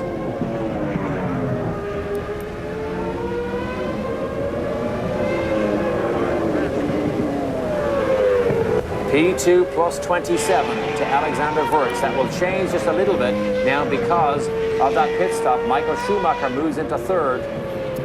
He's going to make a stop though. Fisichella will make another stop. Villeneuve will make another stop. And Irvine will make another stop.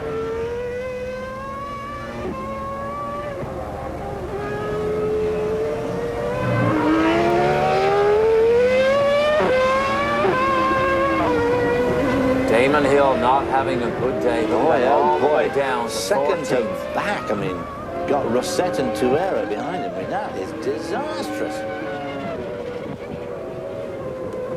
Must be having a major problem, although he did say yesterday evening after qualifying that he was having a tremendous amount of trouble getting himself comfortable in the car and getting the car set up how he wanted it to be set up on this bumpy circuit. Boy, oh boy, but he must be miles off on the setup. That's Tuero off to the left-hand side in the gravel trap, a silver car. So Tuero didn't make it around turn one. He is buried in the gravel trap, trying to drag him out. Jacques Villeneuve has got himself up to fourth place. Remember, he's only made one stop. We presume, we don't know, we presume he will have to make a second stop. There's Schumacher. No, that's Eddie Irvine. That's Eddie Irvine. Eddie Irvine. So Michael Schumacher's in front of Villeneuve, and so it's Harold. Friends, and things have not gone his way so far. The pit stop strategy didn't work, certainly on that first stop. He tried to pull one over Michael Schumacher. We don't know yet how that's going to play out, whether he can make the pass because of the second pit stop. We'll have to wait to see what happens to Schumacher. You know, we talk about the effectiveness of the new rules. If you take the McLaren 1-2 out of this race, we have one of the best races we've ever seen. In other words, the rules have seen passing and they have seen exchange of positions. It's been very exciting for third, fourth, fifth. Yeah, first in class. These McLarens are so dominant right now. They are so much better. 15 of 16 races, remember, they won back in 1988. Here we go. Here's Villeneuve in. So this allows Frentzen to make the pass on Villeneuve, who will put him back behind both Benettons, possibly. And his struggle will start yet again to get back in the points. The tire man must raise his hand. And the team manager at the front of the car is the man who tells you to go. And it's his responsibility to make sure all the work is done. There's the Benetton, gets ahead of him. There's the Benetton, sneaks ahead of him, so his work starts again. He's right ahead of David Coulthard. So here it is. David, is that David Coulthard? That's Hakkinen. Hakkinen and Coulthard lapping Jacques Villeneuve. They are lapping the world champion. And the world champion constructor car. A technological exercise and a demonstration of superiority here from a team who have gone through so many years of struggle, this McLaren team. At one stage they had 3 different engines in 3 different seasons. But this is many unique design features has made this package, and it is a package, it has made this package extremely good. Look at Harkinen's fastest laps there. Look at Coulthard, a little bit faster in the last 3 laps over Mika Hakkinen. But Hakkinen ultimately has that fastest lap. So the domination continues. Can Michael Schumacher lead the class and get himself onto the rostrum? We'll tell you. The leader from the very beginning has been Mika Hakkinen. When David Coulthard got a little wheel spin off the starting line, that put Hakkinen in the lead, and he has been unassailable ever since. 6 cars are out. Big stories you can see is the McLaren dominance, but I think the second biggest story is the exciting battles that we have seen between the Ferrari team with Schumacher and Irvine and the Williams team, and the great performance of young Alexander Wurz, who is having just his 5th ever Grand Prix and has just turned a lap, incidentally, almost identical to the fastest lap turned by Hakkinen. So the performance by young Wurz, and I might also mention the tire battle seems to seesaw back and forth among the Goodyear shod cars, but it is obvious that today the superiority of the Bridgestone is making itself evident not only in the McLaren, but in the fact they're able to run so long, Derek, between pit stops. Yes, indeed. Now remember, the 2 cars we have in our shot here, Frentzen and Alexander Wurz. Frentzen has stopped twice Alexander Wirtz only once, yet Frentzen still has that little advantage, which gives you an indication of how far ahead he was of the Benetton before he began to those 2 pit stops. Benetton, of course, another team that has a new designer, new team manager, coordinator, David Richards. Nick Worth, of course, is the designer of the Benetton, the blue Benetton right behind Frentzen here. Completely new design. Wow. Look at this. Hakkinen saying, let me by here. Fisichella, maybe he saw the hand gesture. But he certainly moved over and stayed out of the way that time. Hakkinen gave hand signals in Australia also. Sometimes, David, it does get frustrating when you know you're leading, and even the slightest hold-up by traffic frustrates you. It is incredibly frustrating. On the other hand, when they got a lead like this, we just saw David Coulthard's board. It said -2, P2 -2, +30, and it said cool as well. So they're a long, they're not worried if anybody else is going to catch him up at this stage of the game. There you see the fastest laps again. David Coulthard's best at 1:20.0. Just a little bit slower than Peter Hartman. Whoa. Great shot. Look at this. Frentzen made a mistake. Frentzen made the mistake, got wide, didn't pay the price yet.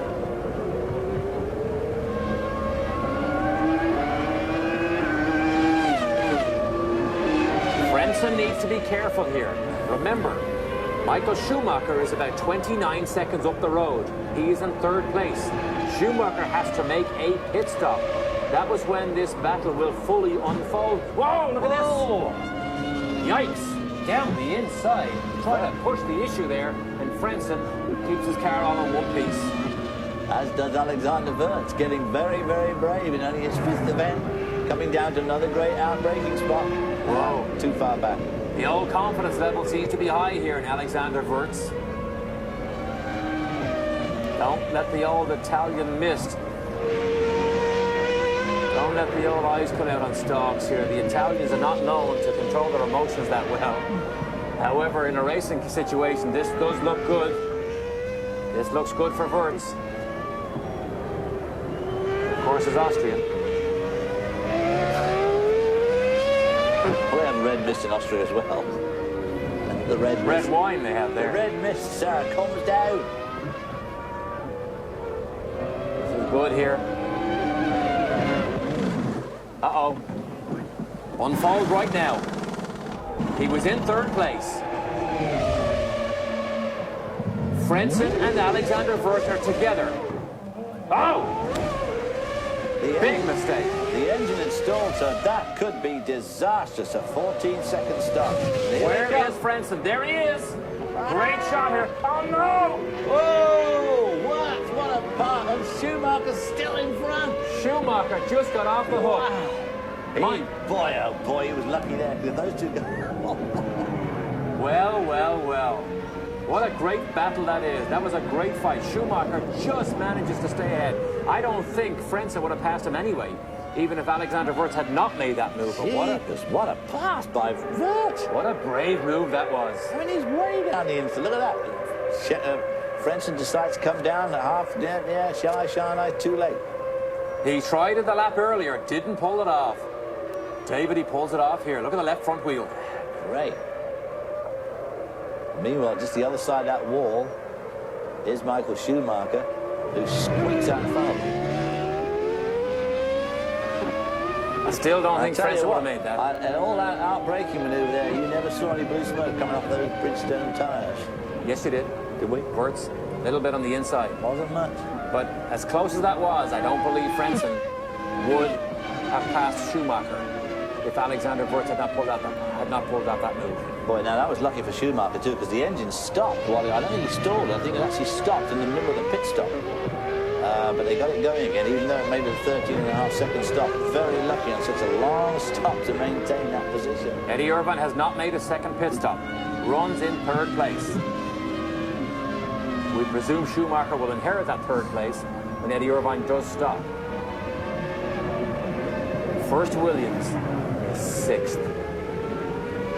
If Wirtz, of course, is able to carry his attack to Michael Schumacher, which is obviously the next thing on his mind, and grab 3rd place, remember, it will not be his first podium. He got that in his very first year of racing. So he is no stranger to the idea of champagne at the end of a race like this.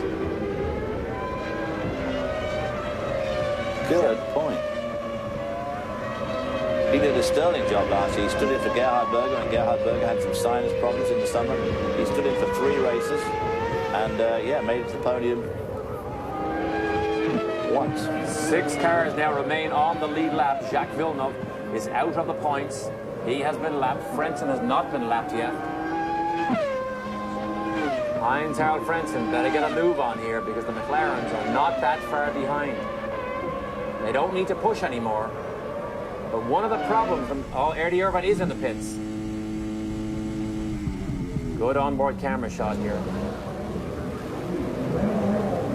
Now remember, the battle was between Eddie Irvine and Jacques Villeneuve at one stage. I think Jacques Villeneuve is too far behind. Can Eddie Irvine get out and stay? Quick stop, so he'll probably stay in front of Villeneuve. Where's the long shot? Well, he'll be able to stay in front of Schumacher too, won't he? That is Frentzen, end of the back straight.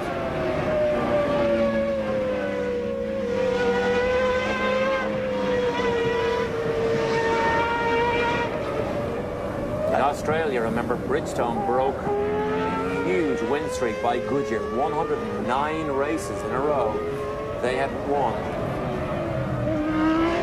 Until Bridgestone were so dominant in Australia. Now, David, to me, this is one of the interesting points of the race here, how Michael Schumacher uses his pit strategy to stay ahead. But it was lucky.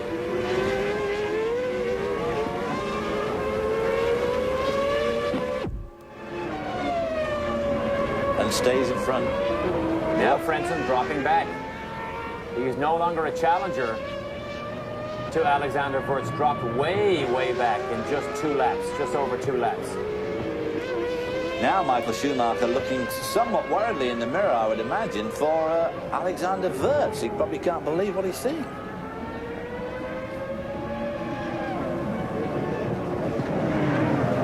Schumacher made the Benetton team. Schumacher went there, they were never as good, never as strong. Of course, the design team at that stage, Rory Byrne and Ross Brawn, have now moved to join Schumacher at Ferrari. Wow, look at that, minute ahead of Schumacher between 2nd and 3rd. However, 2nd, 3rd to 4th, a bit different, 1.3 seconds. Frentzen dropping back, obviously got a problem with that, either that set of tyres or something's happened to his car. He might have an engine problem.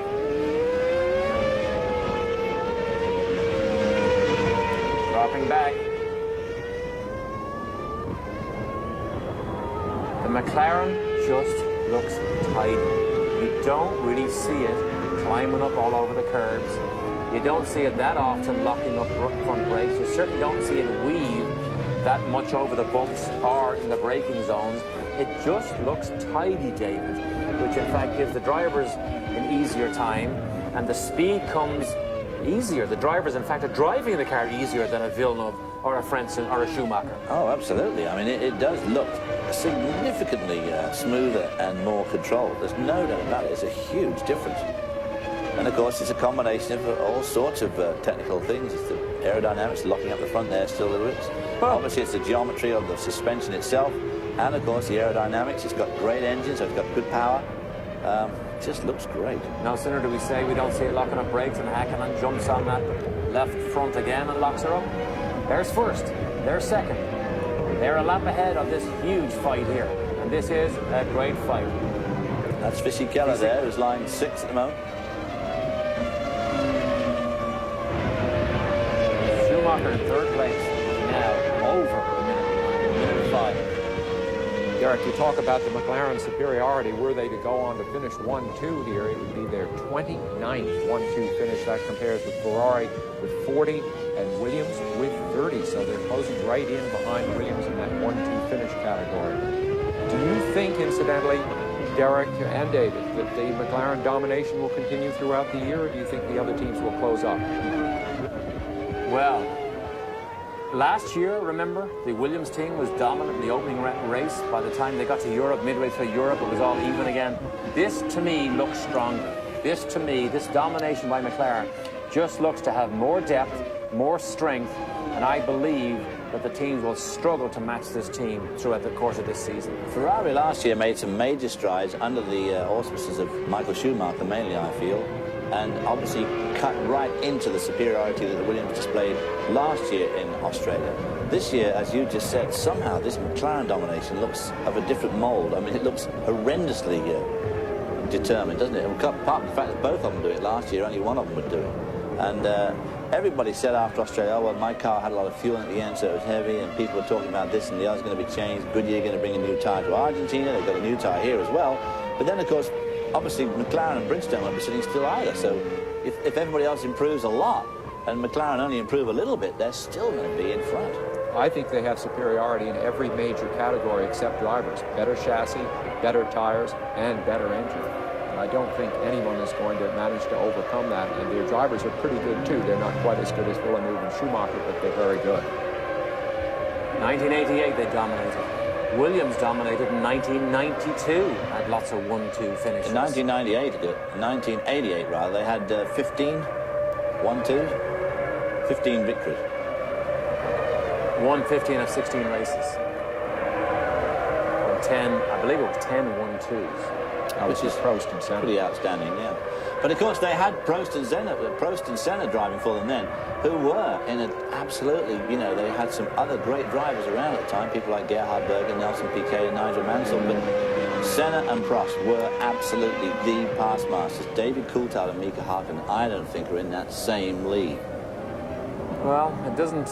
They're not bad. I wouldn't want to race them, but they're still, you know. Here's somebody who could be in their league. Alexander Wirth certainly beginning to show what he's made of. One of the interesting things is, not only is he fast, the team say he's technically very good, he also appears to be very good under pressure. David, you mentioned that earlier on, but he also seems to be very good under pressure as David Richards, the man in the middle, watches as he now controls this team. David Richards, an Englishman, runs a company called ProDrive. He now controls what this team does. Well, he's going to have to try and generate some more speed if they will challenge the McLarens as this season unfolds. And we'll be back very shortly. Welcome back to Speed Vision's live coverage of the Brazilian Grand Prix. There are some fierce battles going on the racetrack. Unfortunately, it's for a second class. Look at Coulthard. Has the right rear wheels over the white line, almost into the grass. But on the way back, there are great battles here. Fisichella and Jacques Villeneuve embroiled in a fight here for 6th and 7th place. Michael Schumacher, just up ahead of him, is embroiled in a fight for 3rd place. Frentzen is embroiled all day long for a points-paying position. When you left us, Eddie Irvine had just made his stop, and as you can see, that dropped him back to 8th spot. So Eddie Irvine's got some work cut out to try and get some of that time back as well. Terrific battle, as Sam said earlier. If you took the equation out, if you took the McLarens out of the equation, this in fact would have been a terrific Grand Prix, and the rules have really done their job. But unfortunately, they suddenly have found this new, whatever it is, a combination of aerodynamic, suspension and engine and of course tyres, and they're nowhere to be seen. And the 96 world champion Damon Hill has struggled all weekend and all afternoon. He moved aside to let Frentzen through. Imagine how he feels seeing his 1996 team in car pass him, lap him, as we catch up with Michael Schumacher. He is on the podium at the moment. Now, Michael Schumacher, as we see here, has put some daylight between himself and Alexander Wirtz. Wirtz at one stage looked like he was going to hold on to Michael. In fact, sort of looked like he was catching him up a bit, but has dropped back. Coulthard. David Coulthard gets closer to the white line on the grass and seems to be inching closer to Mika Hakkinen. Now, there's nothing to suggest that there's anything wrong here. He gained half a second on the last lap. You can see that they're 19.6. But these boys, David, have been consistently in the 19.5s and 6s, lap after lap after lap. It's been an extraordinary display of superiority. There's no doubt about it. Both these drivers have driven brilliantly. They have not made any mistakes as yet, touch wood for them. They've done well with the traffic. They've weaved their way through the traffic. And the cars have just looked, as you point out, so steady. It's unbelievable how good they look. Ron Dennis there, looking anxiously on. And I don't know how hard a stamp they want to put on this race, but at the moment they are 1 minute and 5 seconds ahead of Michael Schumacher. Plus 61.2, Which means cool tyre. He's only about 15 or 16 seconds up the road. If they continue on, would they lap Schumacher? I don't think so, but Frentzen is next up the road. He's not that far away. As in Australia, maybe they'll get lapped. Adrian Newey, the man in the hat there. Adrian Newey becoming one of the most popular and one of the most recognizable and spoken about people in the pit lane. He did not work last year because he wanted to leave and go to McLaren, and Williams says, no, you're under contract, you do nothing. He stood by, watched, looked, learned, probably began to design the McLaren at home, and then stepped into the limelight. And boy, what a piece of machinery he has produced here. Now, of course, later on, well, still locking up brakes there, but later on stages of this race here, as it's this counterclockwise circuit and there's so many left-hand corners, I mean, these guys spend their entire time going clockwise, and their necks are really adjusted to it because these cars, even with these groove tyres, generate huge amounts of G-loading, obviously, which is thrown up through the neck and the shoulders. So this is the sort of circuit towards the end of the race where a driver is going to start to get very, very tired, especially as the humidity there is about 90%, and it's also about 85 degrees. Uh-oh. Panis is in trouble. It's an unusual place to pull off, which suggests something fairly serious mechanically. Yeah, smoke, usually a telltale. It's terrible gearbox troubles they've had with this car. The team has just moved the whole operation just outside Paris. Damon Hill now, I believe, is 2 laps down. Well, I believe he is 2 laps down. How yes, does he feel when he sees David Coulthard go past in this car? This is the car that he could have been driving. Here's Panis here. Engine blow-up. Looks more like an engine blow-up. He's right on line. Yeah. He is right on the racing line there. What if it was? It suddenly stopped. He should have just drifted off into the grass more. Why did he leave it there? Damon Hill. About to get lapped by David Coulthard. Hakkinen has lapped him twice. It's got a little electronic signboard on the back that lights up and says, this is the car that you could have been driving. You're making £5 million. Yeah. Which is what, well, it'd be 2 million up already. Look at this. Remember, Damon Hill's deal with McLaren was not a lot of money up front, not a big retainer. Well, if you call 2.5 million not a big retainer. Well, compared to what he gets paid at Jordan, but he was rumored to have been offered $1 million for every race win if he joined this team.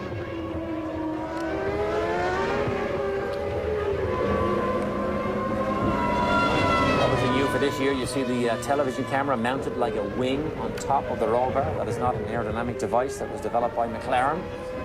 Everybody now has one. Whether or not there's a camera in it, they all carry that little winglet on top of the roll bar to make sure that nobody has an aerodynamic or a weight disadvantage or advantage. Yes, the winglet and the weight. Look at the inside groove on that tire. Worn quite a bit more than the outside groove. Yeah.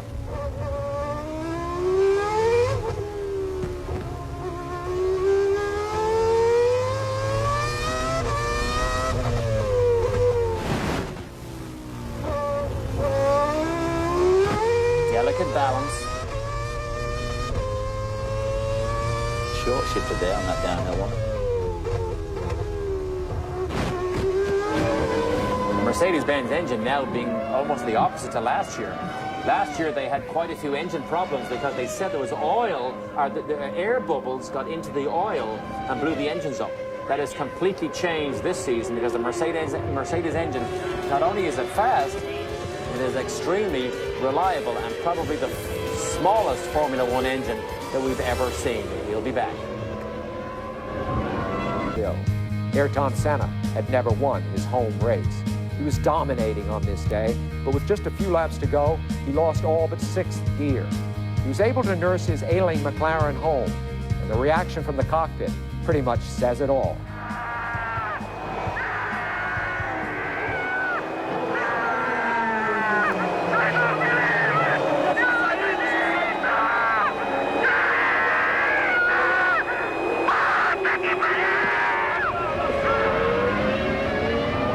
What a great day that was for Ayrton Senna, a man that so sadly missed. Incidentally, the Senna Foundation had sales of $150 million just last year alone.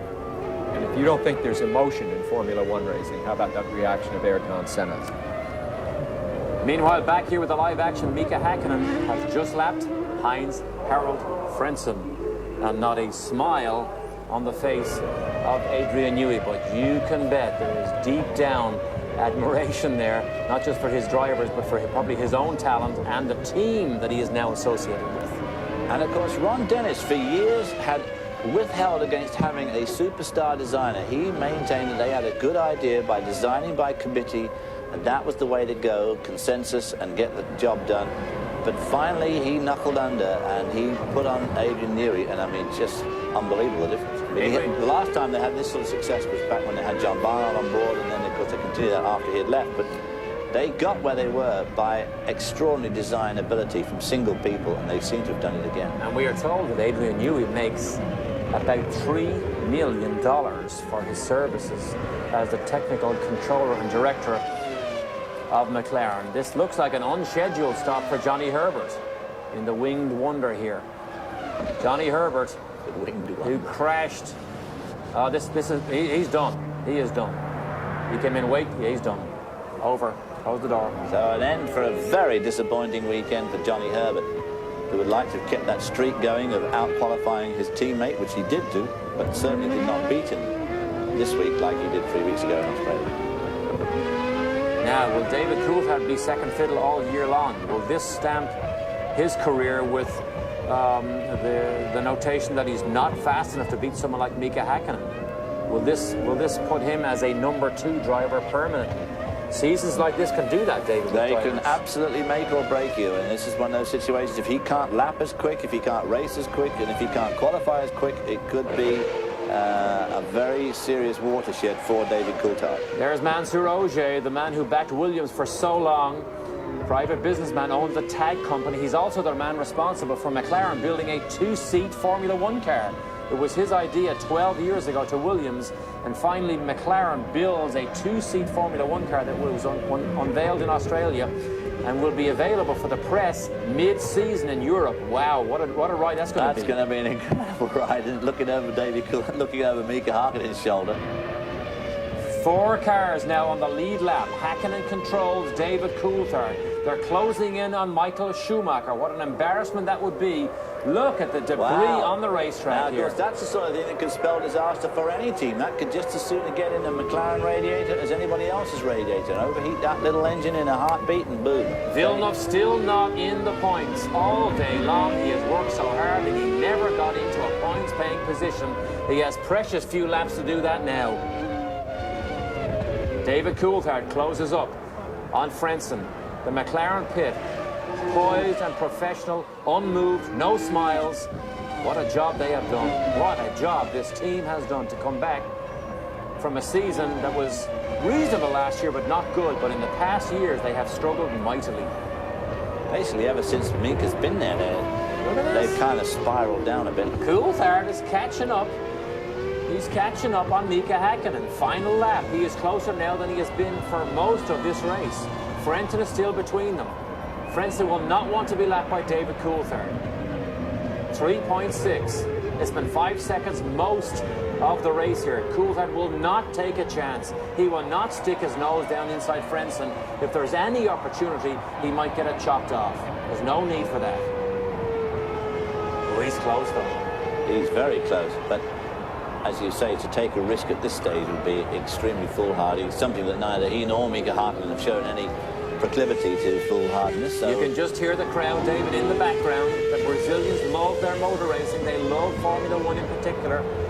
They're beginning to recognize the accomplishment here by Mika Häkkinen. The McLaren Mercedes package has just, you can hear the crowd. The crowd going absolutely it has dominated mad here. He's got around Frentzen too. Look at this, a 1-2 again by McLaren. Well, formation finish. Wow. Mika Häkkinen wins 3 in a row. What a job by that team. What a headache for the rest of the Formula One paddock trying to catch this dominant McLaren team. What can they do? Mika Häkkinen on his way to controlling this World Championship at a very early stage. He was only just over a second a lap slower or ahead of of David Coulthard at the finish. Damon Hill just crossed the line 2 laps down of the 1996 world champion Damon Hill. Third place is Michael Schumacher.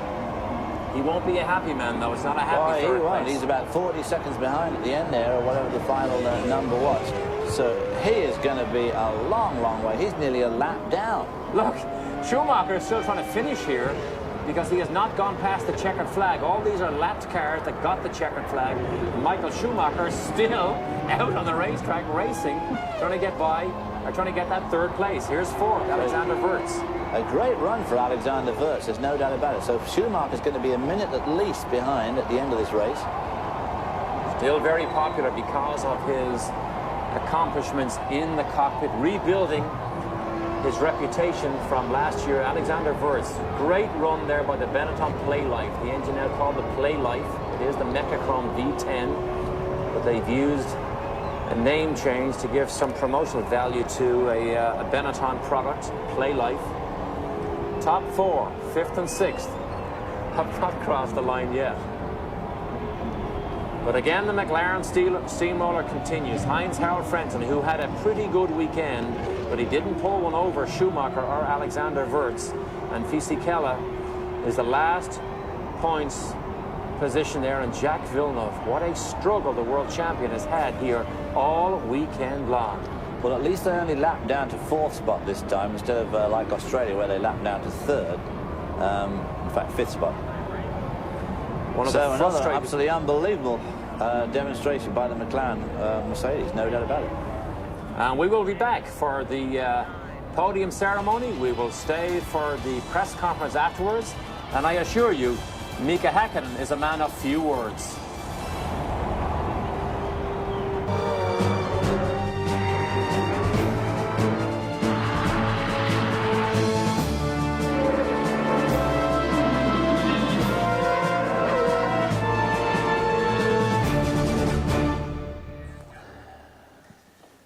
Welcome back to the Grand Prix of Brazil. Live pictures here on Speed Vision. Every race and every qualifying session will be live here on Speed Vision. And Michael Schumacher, he manages a grin, just about a grin. He knows he is in deep trouble because of the domination here of McLaren. Shares the spoils with the team, Pasquale there. Mika Häkkinen, David, a man who almost lost his life in Australia just a couple of years ago, but for an attentive doctor who recognized that he needed to do a tracheotomy immediately. It's amazing how things change. He came back strong, confident, and now this package that's around him is just remarkable. I mean, last year he could have won a couple of races. Obviously should have won Silverstone, had an engine failure with just a few laps to go. And obviously a very accomplished driver. Is he in the same league as someone like Michael Schumacher? Pretty hard to tell, but certainly their car is in a league of its own. And Michael Schumacher knows that better than anybody. As you said, grinning wryly there when he clapped him on the shoulder, both of them, David Coulthard and Mika Häkkinen. But inside he must be thinking, what the heck are we going to do? I wasn't just a little bit behind. I mean, I was over a minute behind.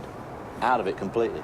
A minute behind one of the cars that may, in the future, end up being one of the classic designs of Formula One. Occasionally you do get a package that becomes one of the classics, becomes so dominant that everybody else has to chase it. But Parc Fermé, the first 3 cars, and Fisichella talks to his team. Good run for him, but he must be too a little bit perturbed that his much less experienced teammate, not that Fisichella's got a tremendous amount of experience, but his very inexperienced teammate took a terrific 4th spot there and was duking it out with the best all afternoon. There he is. is. We see him. There's the man, the tallest man in Formula One, the heaviest man in Formula One, and I will tell you something else. His bank balance will go up very shortly because his value went up today. He was very poised, very strong. The McLaren team goes there to congratulate him. They probably keep their eye on the Austrian Alexander Wirtz. A very accomplished performance for somebody who's only 24 years old, was only in his 5th Grand Prix, and he was fighting some of the best this afternoon and didn't give any quarter. And this is what they fight for. Champagne, which they pour in each other's eyes, instead of pouring all over the camera lenses. But to hear your national anthem at the end of the Grand Prix is what every driver dreams of.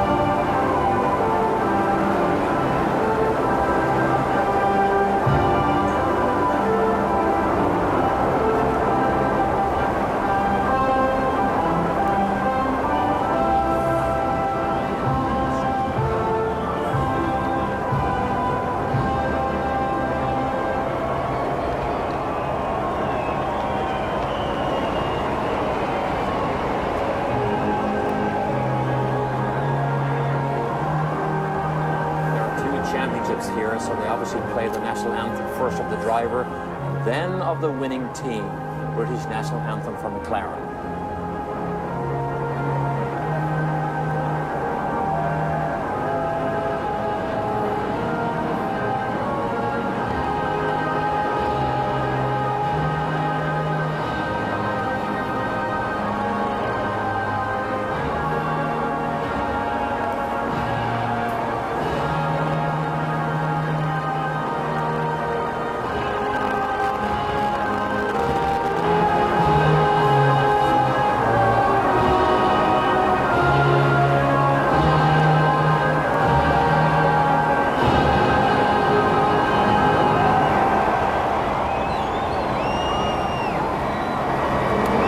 I'm sure the 1982 world champion Keke Rosberg, who drove for Williams, will be happy because he is the manager of the career of Mika Häkkinen, has been such a believer in his talents right from the time he won the British Formula 3 championship. And now he wins the big ones regularly. Well, that gives him 3 wins now, and he's a 4th on the points list now, the current drivers, with 138 points. Got some way to go to catch Schumacher with 380. Nevertheless, on the way. And interesting, it took him so long to get the win. He had dogged by bad luck. Remember the British Grand Prix last year at Silverstone? McLaren's home Grand Prix, dominated by Häkkinen, then had an engine problem. So he struggled so long to win 1, and suddenly he wins 3 in a row. You'll see Ron Dennis up here also, representing the constructor McLaren. He'll probably have a bigger smile on his face than Häkkinen. Up there goes the champers down the Schumacher's neck. What a waste of good champagne. Spray the media, not yourselves. David Coulthard has the right idea. The problem is, Schumacher's not that impressed. No, I don't think Schumacher's at all impressed. Long gone. What's he happened? He slipped over now. Long gone are the Michael Schumacher incredibly emotional antics on the podium whenever he became successful. Now it's just not the same anymore, particularly